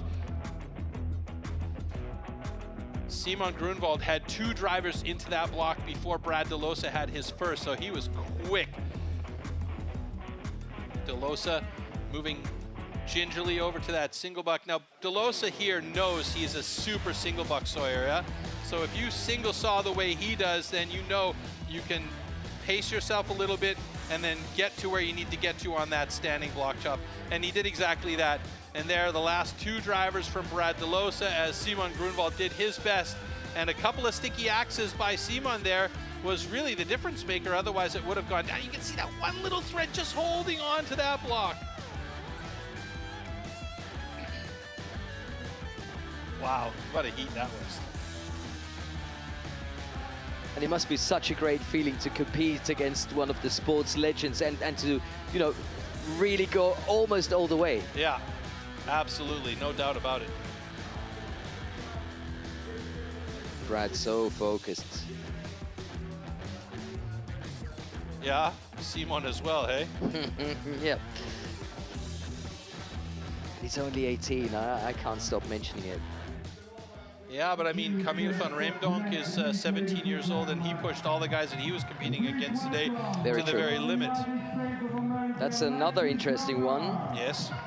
Matthew Koga taking on Emil Hansen. So, will the Viking do it? Matt Kogar is aiming for that top spot on the podium this year. He is highly, highly, highly motivated. He knows he can get there. And at this point in time right now, we have like the trajectory is Matt Kogar and Jack Jordan kind of heading towards each other.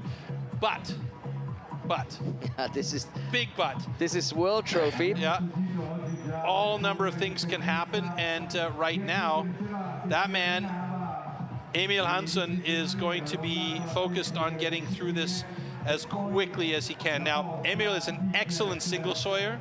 We know that Matt is also very good.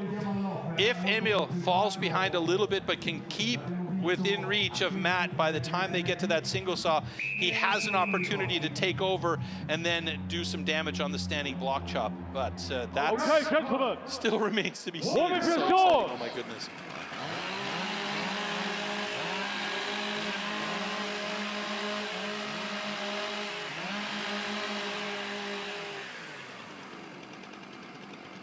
That saw is very close to that block. Hopefully he doesn't chip it on the way up. Ready. Stand to your timber. 3, 2, 1, go. Very nice start. Thin block for Emil Hansson. Both of them, oh yeah, right up there on the underhand chop at the same time, in sync with each other. Very nice hits. Drivers are looking good, chipping out nicely. Oh, sticky axe, but they're both over to the other side at the same time. Emil Hansson keeping it honest out there for Matt Kogar. Matt Kogar is through. Emil Hansson's got to step up, and there, it's one driver back and a step down. Now here is what I talked about. This is an opportunity for Emil Hansson to have a really good single saw, and it's looking like he's going to do it. Oh, yes. Matt Kogar is there, but Emil Hansson is now caught up, and both of them are on the standing block chop at the same time. This could be very exciting between these two guys. Matt Kogar moving over to the other side. One driver ahead of Emil Hansson. Emil Hansson looking good. He's got the power. Matt Kogar is through almost. It's going to be close here. It's going to be Matt Kogar. It's going to be Matt Kogar by one driver. And Emil Hansson one hit behind Matt Kogar. How close was that? And it came down to what I said on that single saw. Man, that kept it exciting. Unbelievable scenes here. And great personal best for Emil Hansson. 4 seconds better than he's been doing this before, and yeah, Kogar staying under a minute. That's all we used to. Again, I mean, he is just so consistently under a minute, but that's a great personal best by Emil Hansson, and that again shows that improvement, but also that adrenaline rush that you get when you know you're going up against another guy that could potentially change your season around by beating him. And he did a great job to keep up with Matt Kogar. Look at it this way. No step down, one extra driver there, and he's faster than Matt Kogar. That was a good heat, though. Very, very good heat by both these guys. Very exciting. Very enjoyable indeed. Yeah. And of course, the quarterfinal is not over yet. Hopefully, we're going to get another nice pack of replays. Taking a look at the slow motions of that fascinating duel that we've just seen between Matt Kogar and Emil Hansson. So watch here as Emil gets through this block fairly quickly. Matt dropped his about one driver faster than Emil, but Emil stepped down and then he had to step back up to re-secure himself. But here was the difference maker for Emil. Emil's so good on that single buck, and he trains a lot with his dad, who is absolutely fantastic single sawyer. And this was really, both of these guys were on pace with each other, and it was one driver difference. Watch this. There goes the block for Matt, and there goes the block for Emil Hansson. Wow, what a heat that was. Absolutely fantastic.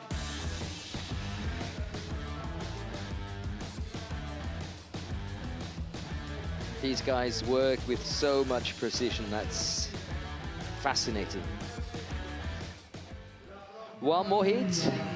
Troy. Yeah, then we get into the semifinals, which should be super, super interesting.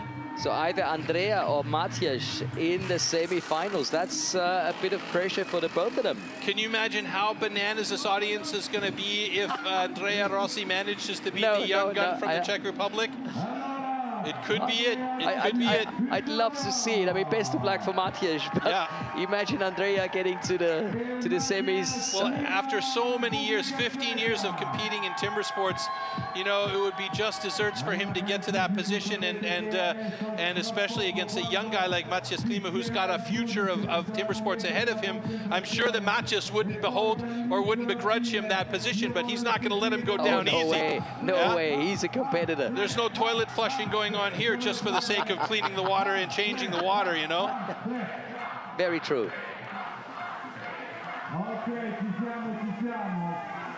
Oh, wow. What a day.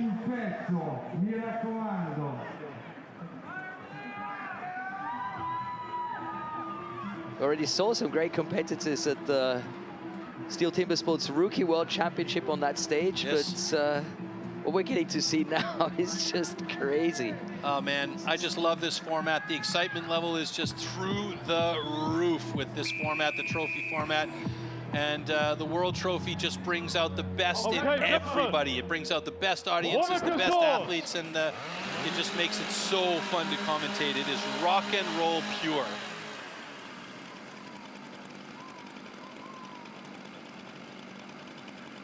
So there's that infamous blue line. Athletes, ready! Stand to your timber. The infamous blue line. 1, go! Wow, great start, great start. Matthias Klima was a little bit quicker on the start with that saw, but... Oh, he forgot the glasses, he forgot the glasses. A little bit of a flub, that's okay. Rossi needs the glasses, he can keep the glasses on because they're prescription. Okay. He's got them tied onto the back of his head for that very reason, so it's not a situation where he can get DQ'd or anything like that. Matthias Klima over to the other side of his block quickly though, and working through that second side. It looks like he is through and heading over to the single buck. Rossi got a bit of work cut out for him here on that second side. It looks like he might have hit a knot or something, and now he's moving over to the single buck. Rossi knows this discipline though, as he is a very good single sawyer. Could he catch up with Matthias Klima? Matthias is rocking that saw a little bit, so he's a bit slow there. Rossi doing his best to catch up, and he's got the audience in his back now. Rossi moving over to the standing block top. Matthias is about 6 or 7 strokes ahead of Rossi and moving over to the other side now. Matthias Klima with a distinct advantage on that standing block chop. Rossi moving over to the other side. Both of these guys getting tired, but you can see the fatigue on Rossi, and Matthias Klima drops it in 107.99 unofficial. Matthias is going to take this one, barring any DQ. I don't think it'll be a problem. And Rossi, you can see, is tired now as that final axe driver gets him the time done in 129.9. Still looked like he had a great time out there. Look at the fans waving the Italian flags. Yeah, they love him, and that's all the way it should be.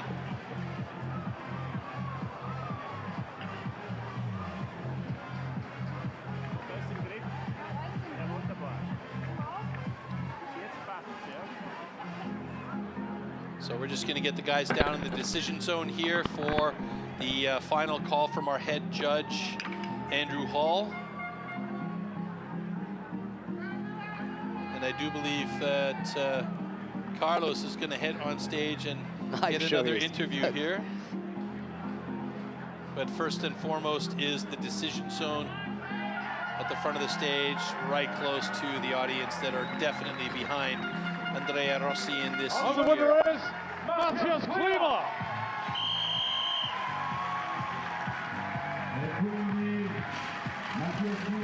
All right, let's take a second here to have a look at the slow-mos as the crowd give one last roaring round of applause to Andrea Rossi as he heads back onto the stage, and the pit crew, as it were, is cleaning up the stage. Here we go with that stock saw. Really nice cut from both of these guys. Matthias was a hair faster, but then you can see he stumbled a little bit getting over to the underhand, and then second side of the underhand chop here, he cut through, stepped down, and went over. Luckily, that was a nice clean cut through, so no drama there. Andrea Rossi getting through, but he was pretty far behind. As I said, Andrea is really solid on the single saw here, and he did come pretty close to catching up with Matthias Klima, who you can see is pushing hard to try and drive that saw through there, and here. Andrea moving over to the second side of his block, and Maciej Klima very close to chopping his off right there. And that was that. That's all she wrote for Andrea Rossi on his day, but making it to the quarterfinal is definitely a nice way to end the weekend.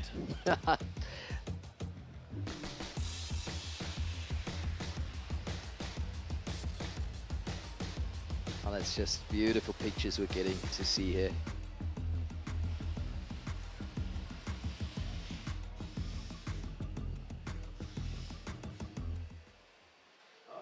Ladies and gentlemen, we are live here. Siamo dal vivo, intervista con Andrea Rossi. Allora, Andrea Rossi, è andata meglio di quanto tu pensassi, perché hai detto l'ultima notte non hai dormito, pensavi di uscire subito contro Dubitsky, invece è andata bene, dai.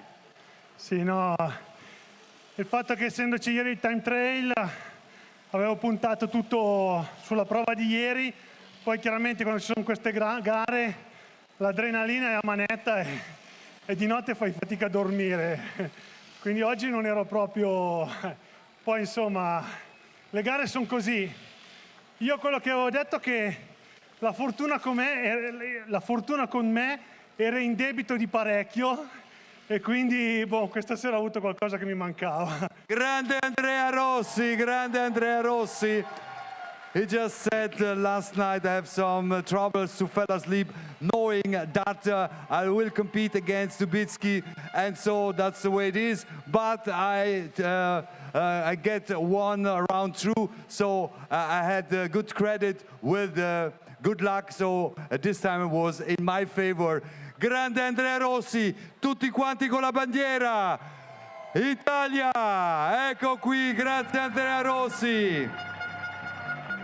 Fantastic scenes there with Andrea Rossi celebrating with his audience. They really are his audience. They were behind him every step of the way. I love the fact that he mentioned that he had trouble sleeping the night before because he knew he was going up against Mika Dubitsky. Understandably. I couldn't sleep knowing that I'd be standing next to you all come day. on, that's not fair. We're pals, man. So look at the semi-finals. Oy, oy, oy. Jack Jordan against Brad DeLosa. That is a classic, you could say. And then Matthew Koga taking on Maciej Klima. I mean, what a result for Maciej Klima, hey? Bravo. Worst case scenario for Maciej Klima. He'll have 4th place today. He got 10th place last year. So that's a massive, massive, massive jump up in his level. And big congratulations to him no matter what. There's no time to relax because semi-final number 1 coming up. Jack Jordan, the defending champion, against the living legend Brad DeLosa. Tough battle here though, eh? Oh, tough battle. And you know, they like each other, but there's a certain amount of that Australia-New Zealand battle mentality that's going to be going on against these two guys, right? But Jack Jordan is that kind of guy who just, I don't know, seems to be like an iceman. I've never seen him crack under pressure. Nah. He's won the last 2 competitions with style. Yeah, but I don't think he's ever gone up against Brad DeLosa at this stage of the competition. That's very true. So that might start playing a little bit in his brain pan. So we'll see who holds it together the best. And Brad has nothing to lose. No, Brad has absolutely nothing to lose. He's got nothing to prove to anybody. This would be like playing with house money for him, basically. Yes. Yeah, there's some nervousness from Jack Jordan right now. Okay, gentlemen. Just exhaling. Woman swords.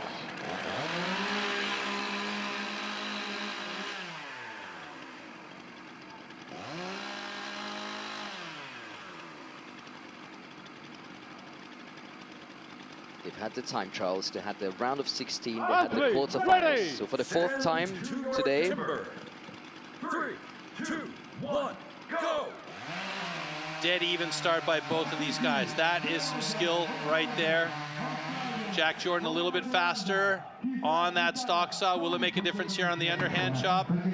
He's got a quick pace on the underhand chop. Brad DeLosa right there with him though.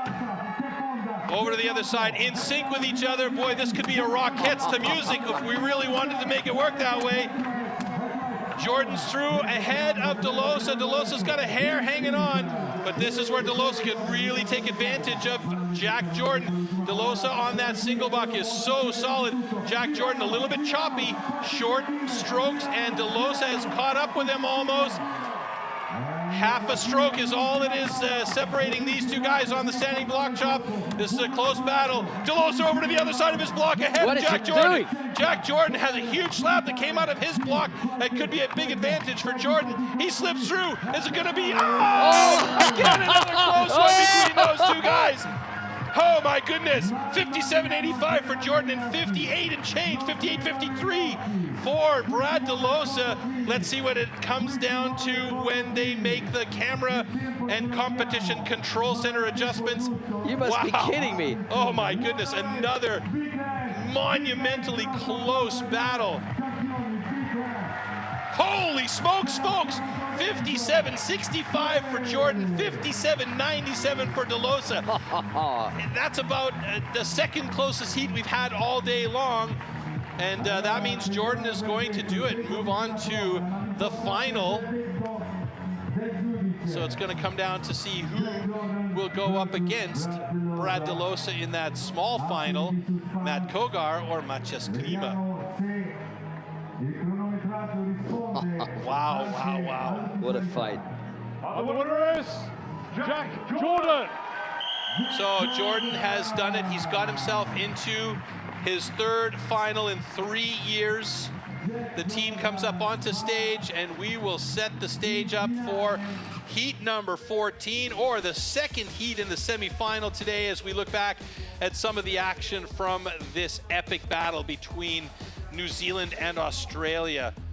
Absolutely fantastic. There's Jordan pushing through. Look at the intensity on Jack's face right there as he works that single saw. He knew he had to be solid on that single saw because of the quality of single sawyer that Brad DeLosa is. And Brad DeLosa was actually over to the other side first, but Jack Jordan, look at that, sweep through. And just there, holy moly, that was ever so close. Unbelievable. Oh, wow. But you can see that big slab that came off that one side, so that made the cut through a little bit easier for Jordan, I would say. But what a battle of a couple of absolutely monumentally good timber sports athletes. I mean, these two guys epitomize what it is to be timber sports, the young and the old, as it were. True. Okay, speaking of epitomizing timber sports, this should be a good one too.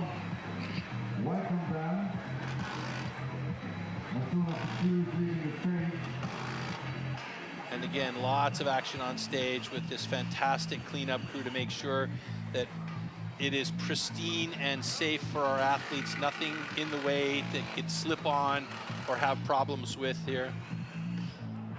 And good, so these are the semi-finals that we're getting to see. Jack Jordan already making it to the big final as we await Matthew Kogar and Maciej Klima. And here they come. Maciej Klima in the white jersey on stage right, and Matt Kogar in the red jersey on stage left.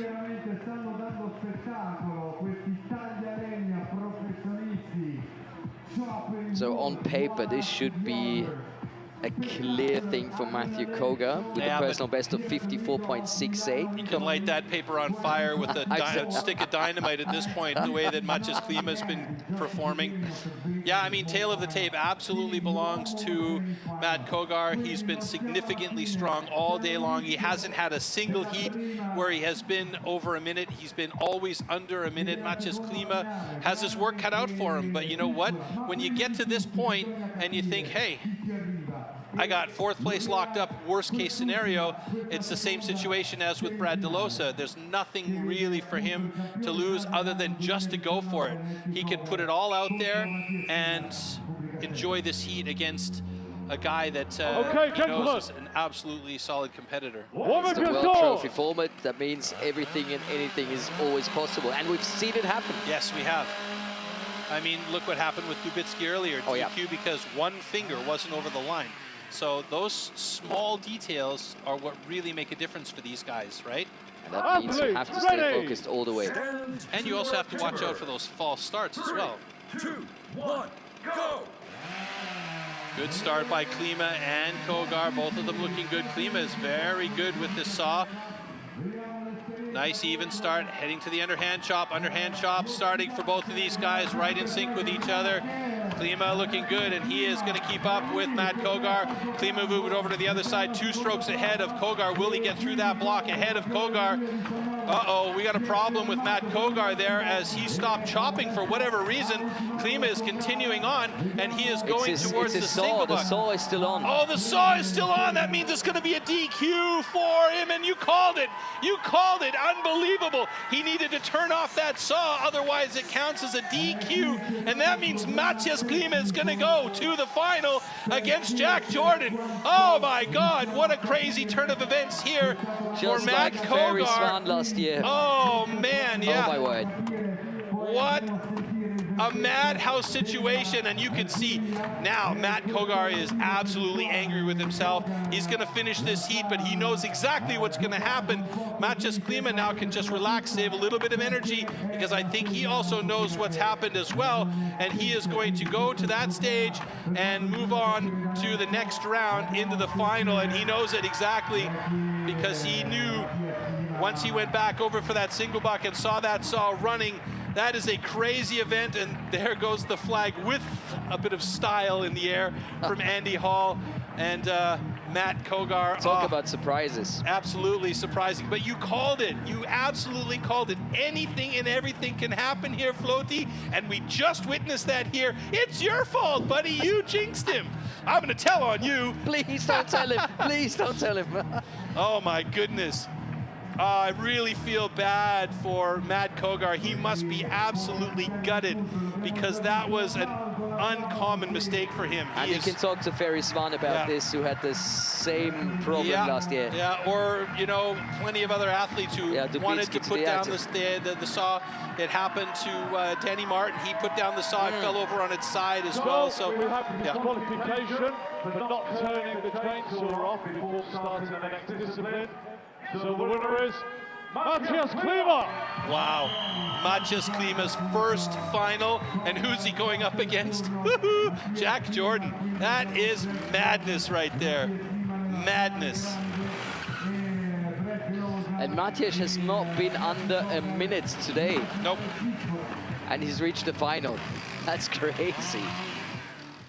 Yeah, gotta be at the right place at the right time. Let's see what happened here. So normally you gotta tag that switch on the way down, chain break and everything. When you, we don't get to see it unfortunately, but yeah, the saw was left running. You could see it dancing around on the stage, and yeah, it was during the underhand chop that Matt stopped and he went and looked over. Wait, let's see if we see it here. No, he finished the chop here, and he knew, and he just basically strolled. He knew he didn't have to bother hurting himself or wasting energy. He's going to have a DQ. He's going to fight in the small final for position 3 or 4.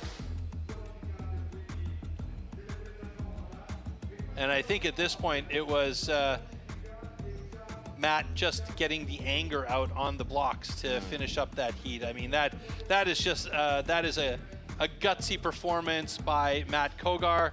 It's unfair, but that's just the way it is. You know, it's a small minor mistake, and those things can happen. And he was on a collision course with Jack Jordan, and unfortunately this time it's not going to work out. But big congratulations to Matthias Klima.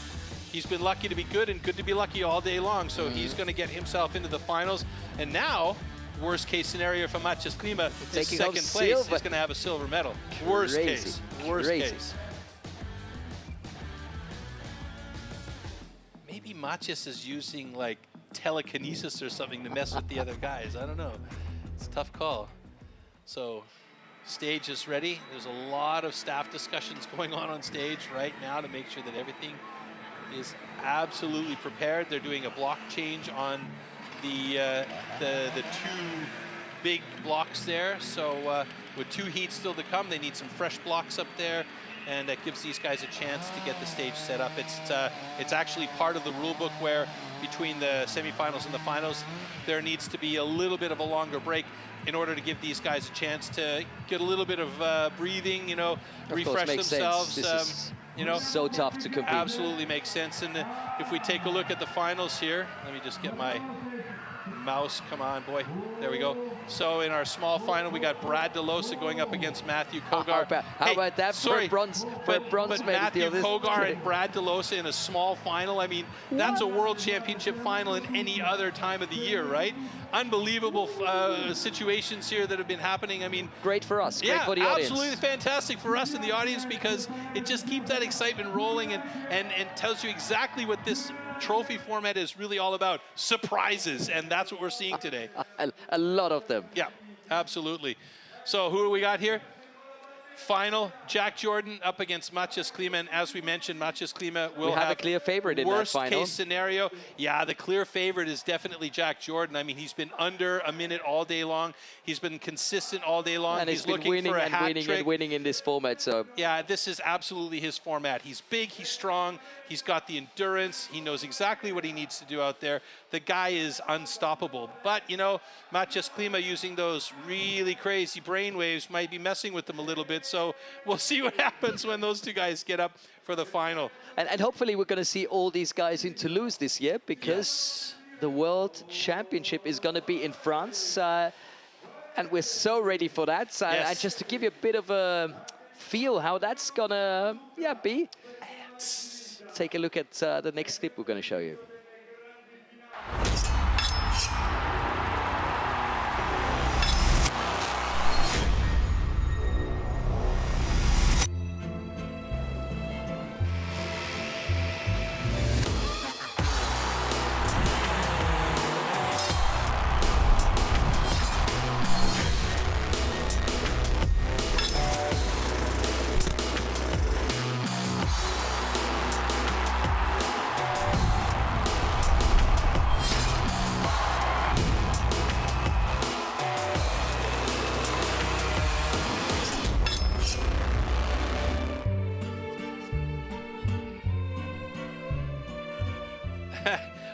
I love the juxtaposition of the music there, hey?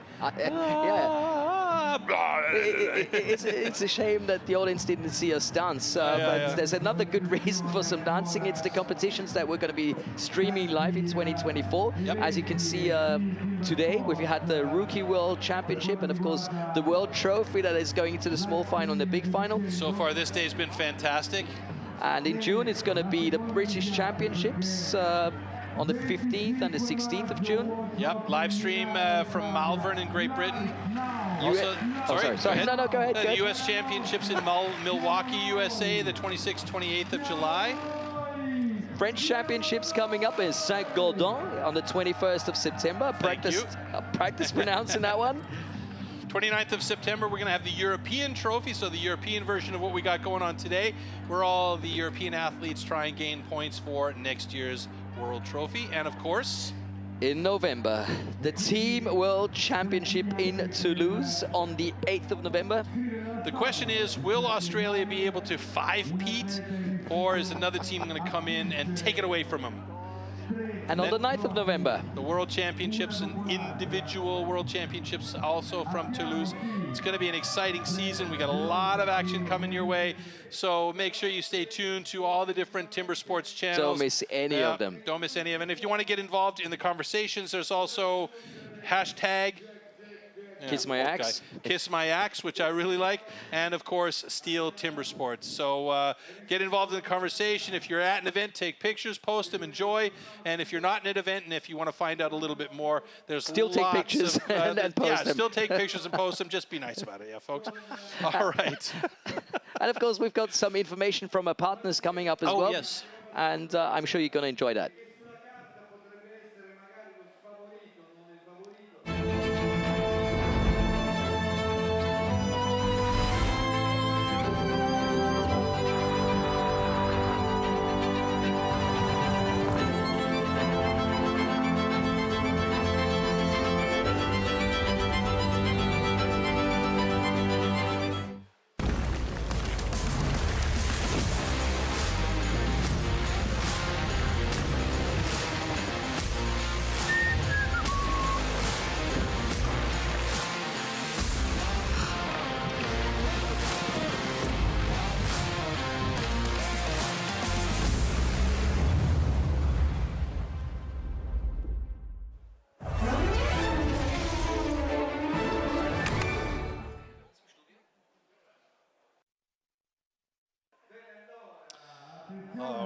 right, so there's the American flag in honor of that man right there, who, for his headspace, would want to be in the next set of heats and not this one, but he's got to battle through it nevertheless. Brad DeLosa going up against Matt Kogar in this small final. So this is for positions 3 and 4 in the competition, and we predicted earlier on that Matthias Klima would be in this one, worst case scenario, but a small faux pas by Matt Kogar has him going up against Brad DeLosa. And this might have made him angry. You think? I'm pretty sure. I'm gonna say most definitely. The problem is now, knowing that he's going up against Brad DeLosa, that man right there, a legend in the sport, does that anger work for him, or does that hinder his performance?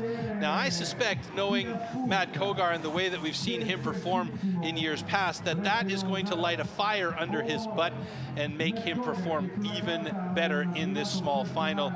So, yeah, Brad DeLosa is going to have his work cut out for him, but the legend that DeLosa is, he knows exactly what he needs to do, and he's going to be calm, cool, and collected about it as always.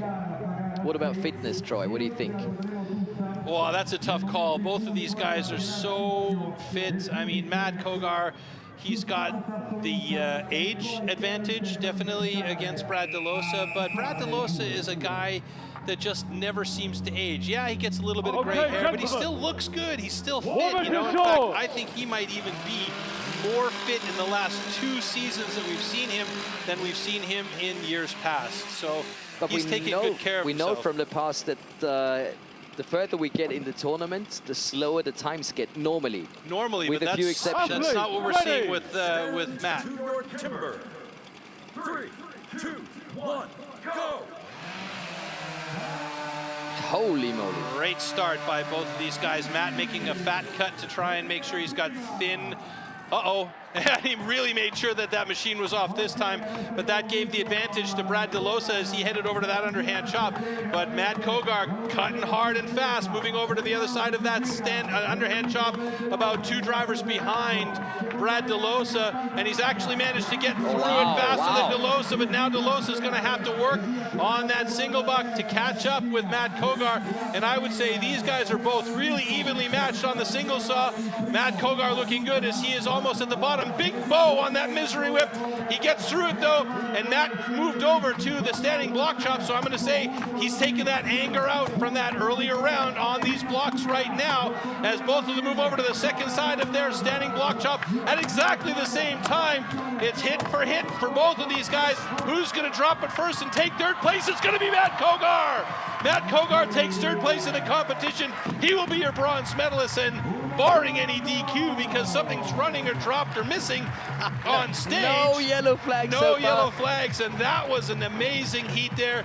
Congratulations to Matt Kogar. He took adversity and managed to get a medal out of it. And Brad DeLosa, with nothing to prove to anybody in the world of timber sports, takes 4th place in the competition today. Great heat between these 2 guys, both legendary athletes. Full respect. That was great. That was some clean run. And interestingly enough, Matt actually stopped. He was stretching back to turn off his saw to make sure when he went over to the underhand to make sure that he was safe in that heat. Great job by both of these guys. So I feel bad. I feel so bad for Matt Kogar because he was a big contender. He was on pace to go up against Jack Jordan. Matt Kogar. And I would have loved to have seen that, but that's the way the cookie crumbles, literally in this case. Matt Kogar will take 3rd place in the competition today. Well deserved.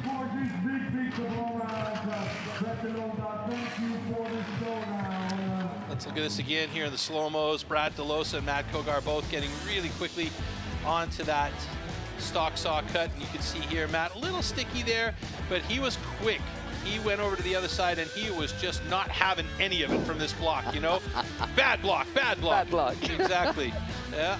Bad block and Mad Matt. That's going to be his new name, Mad Matt. And there you see Delosa getting through, but Matt Kogar, he is also an excellent single sawyer. Right there, though, he got a little bit of a sticky bow and managed to cut it off. He was not that far ahead of Brad Delosa here, though. And Delosa was keeping him honest, that's for sure. And here comes those last couple of drivers by Matt Kogar. Beautiful, and so accurate on those hits as well. So like we say, accurate is fast in chopping.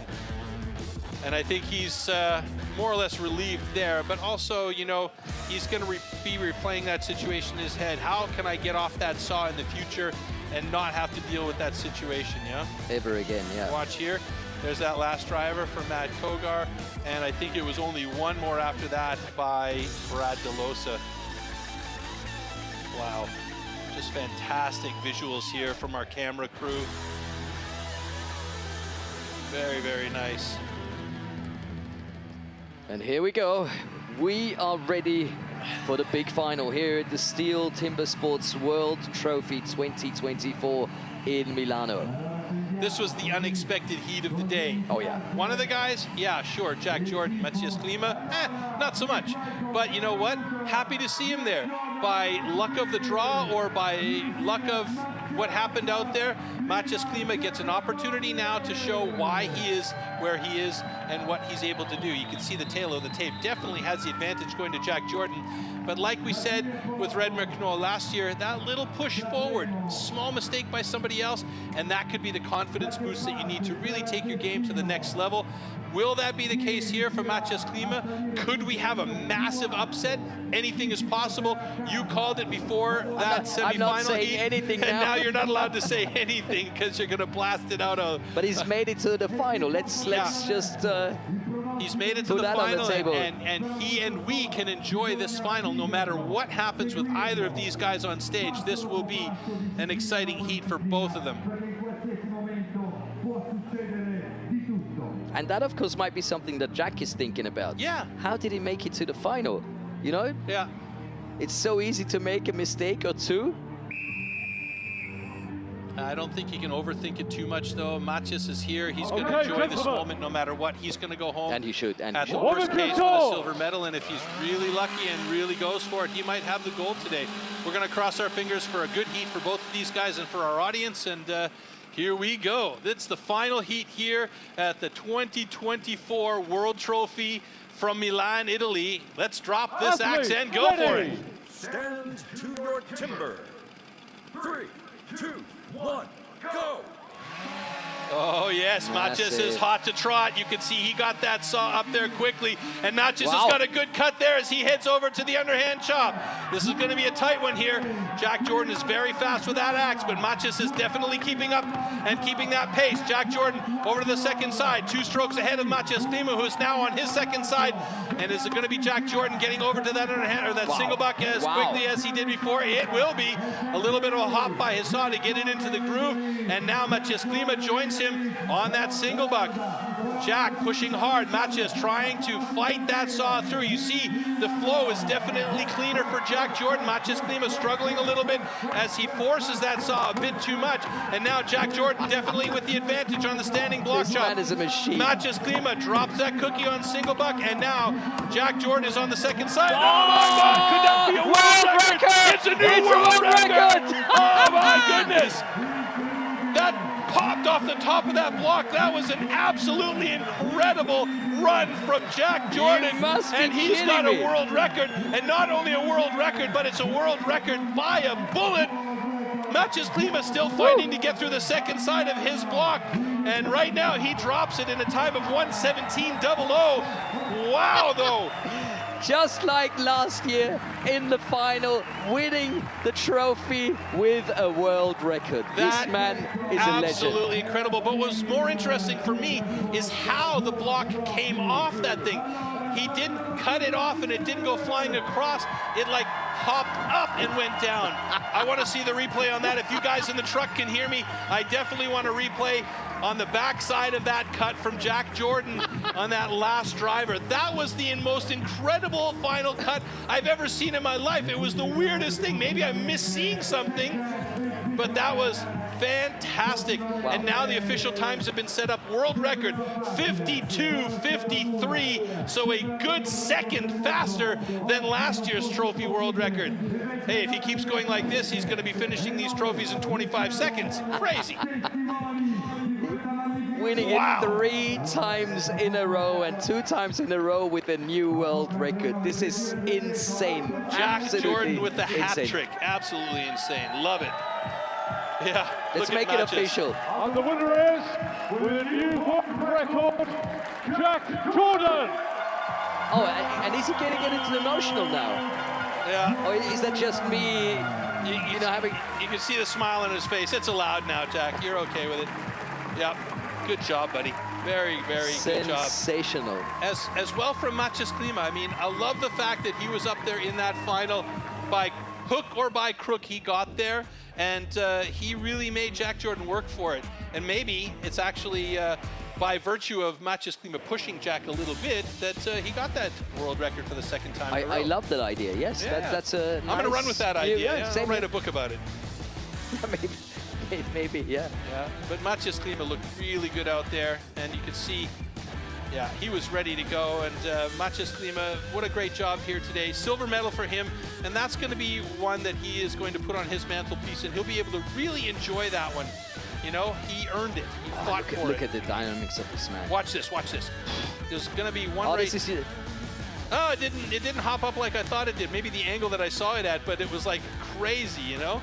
It was just from this side, baby. You're getting all the angles. Nah. Okay. I just miss seeing things, that's all. My old eyes are playing tricks on me. But it was a crazy one from this angle up here. Oh, and he's got the smile. He's got the smile. He's loving it. So the only thing I would say to Matthias Klima is that he is definitely right there with the best in the world. It's just that endurance has to change a little bit. You could see at the end there, he was absolutely blasted. And that's the difference between the guys that are really progressing and being strong on their drivers right to the very end, and the guys that are, you know, there, powerful, but struggling at the end because they're just willing themselves to hit that block. Yeah, Matt Koger and Jack Jordan really showing us that it's possible. And that's brilliant pictures. Yeah.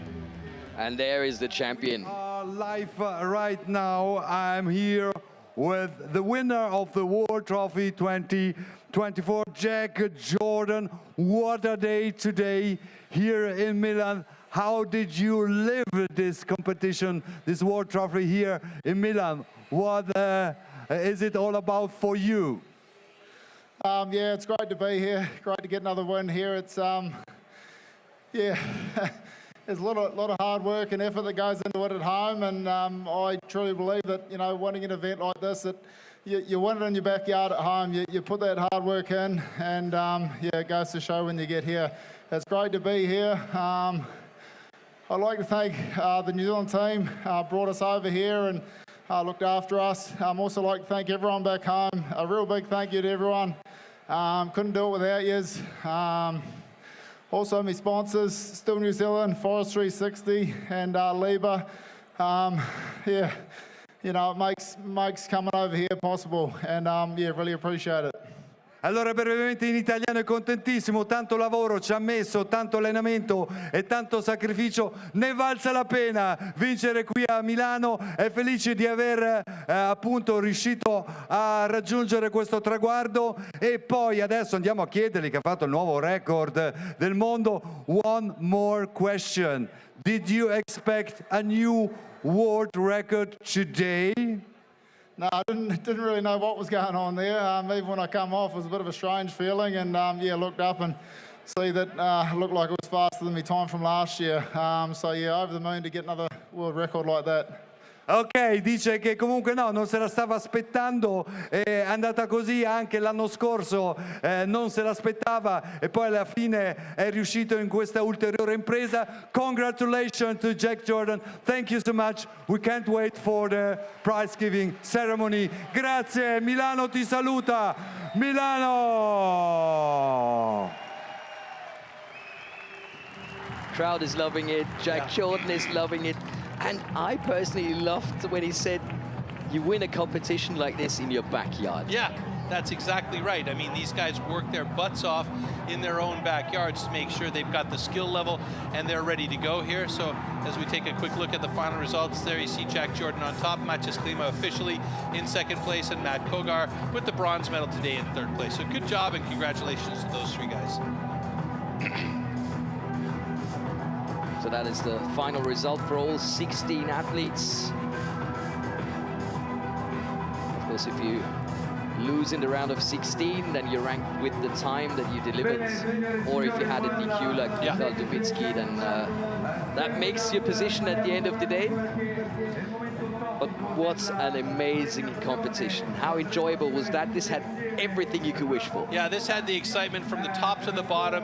From the very get-go, we saw drama, we saw absolutely fantastic. One of the very first heats of the day was one of the very closest heats of the day in the round of 16, and it just kept getting better and better and ramping up until you saw Klima, world record in the final. Yeah, it doesn't, Delose against Kogar. Just throw coins at the pond here in this one, and you've got everything that you need. It's unbelievable. I mean, you called it, you know, anything can happen, and what happened to Matt Kogar? He forgot to turn off the chainsaw, and he gets DQ'd in that semifinal, and he's got a bronze medal today instead of going up against Jack Jordan.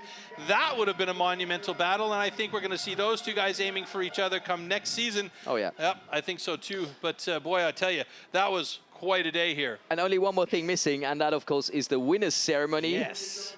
So let's go back on stage. We want to be part of this. We want to go live. Yep, awards, here we come.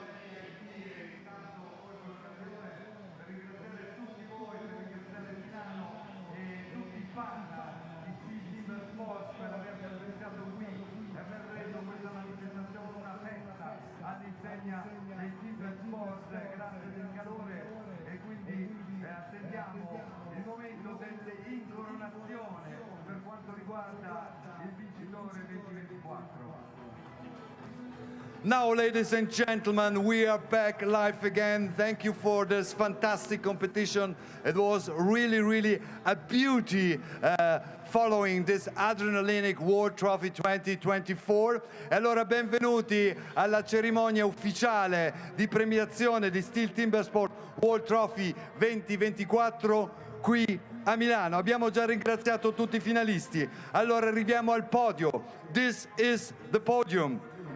Third place and winner of the bronze medal, terza posizione, vince la medaglia di bronzo per gli Stati Uniti, for the USA, Matthew Kogar. The medal is presented by Giulio Franceschi, Marketing Manager STIHL Italia.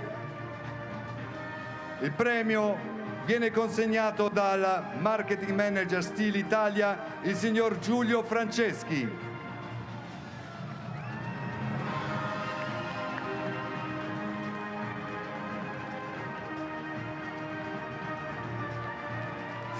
Second place and winner of the silver medal. Secondo posto e vincitore della medaglia d'argento, representing Czech Republic, per la Repubblica Ceca, Maciej Klima.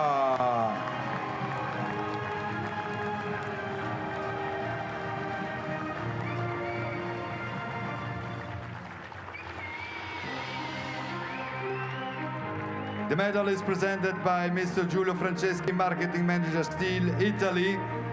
Consegna il premio il Marketing Manager STIHL Italia, il signor Giulio Franceschi.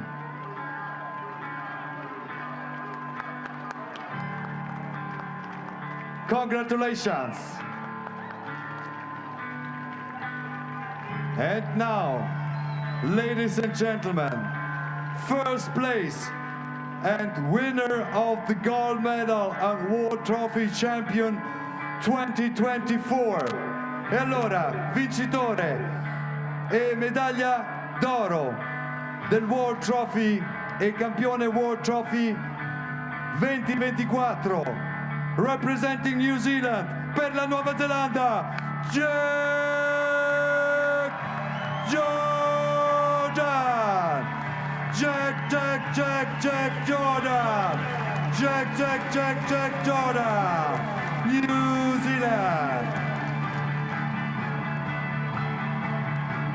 The medal is presented by Marketing Manager STIHL Italy, Giulio Franceschi. Consegna il premio Marketing Manager STIHL Italia, il signor Giulio Franceschi.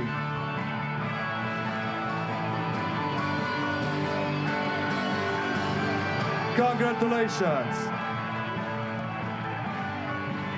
And it's not over, because we are having, adesso ancora, we're having the extraordinary trophy with a big Champions ring. Allora c'è ancora il trofeo con l'anello del champion, del campione, del vincitore. E allora, we hand out the trophy and the Champions ring is presented by Mr. Massimo Gallo, General Manager STIHL Italy, amministratore delegato STIHL Italia, Massimo Gallo. The trophy with the ring. New World Trophy Champion, New Zealand, Jack Jordan. Jack Jordan.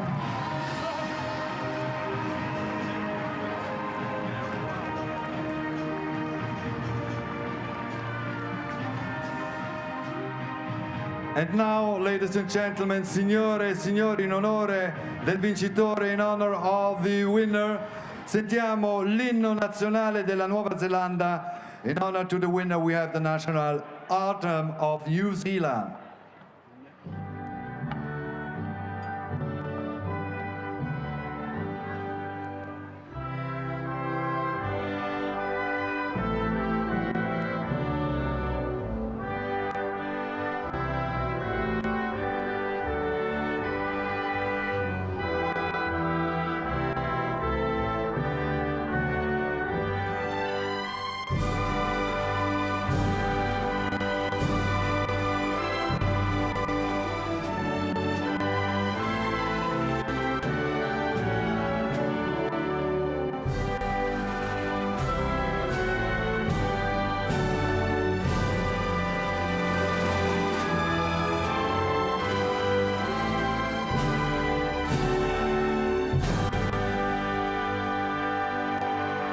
Thank you so much, Jack Jordan.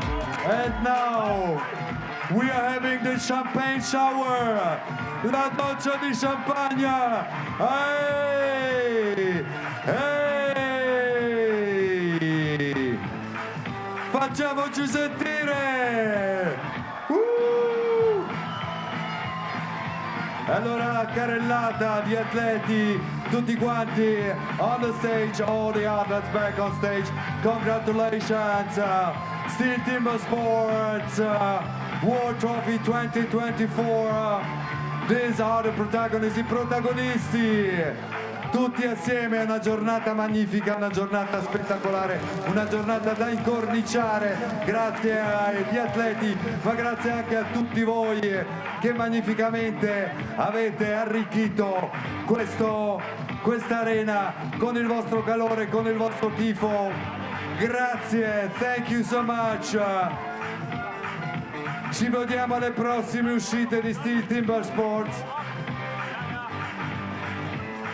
Back to the studio.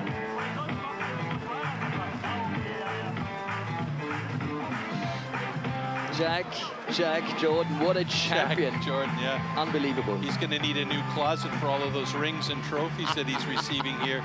And probably an eye wash after getting champagne in his eyes so many times. But what a fantastic day for all of these guys on stage, but in particular for Jack Jordan. One, your new world champion. Two, another world record in his pocket, and still lots of events coming up for this season. And that's a nice signal from Matthias, by the way, saying that everything and anything is possible. Yep. You know, believe in yourself and you can get to the final. Absolutely. Bring home silver. We saw it. And if you feel like, I want more STIHL Timbersports, we have a lot coming up for you. Take a look at these dates.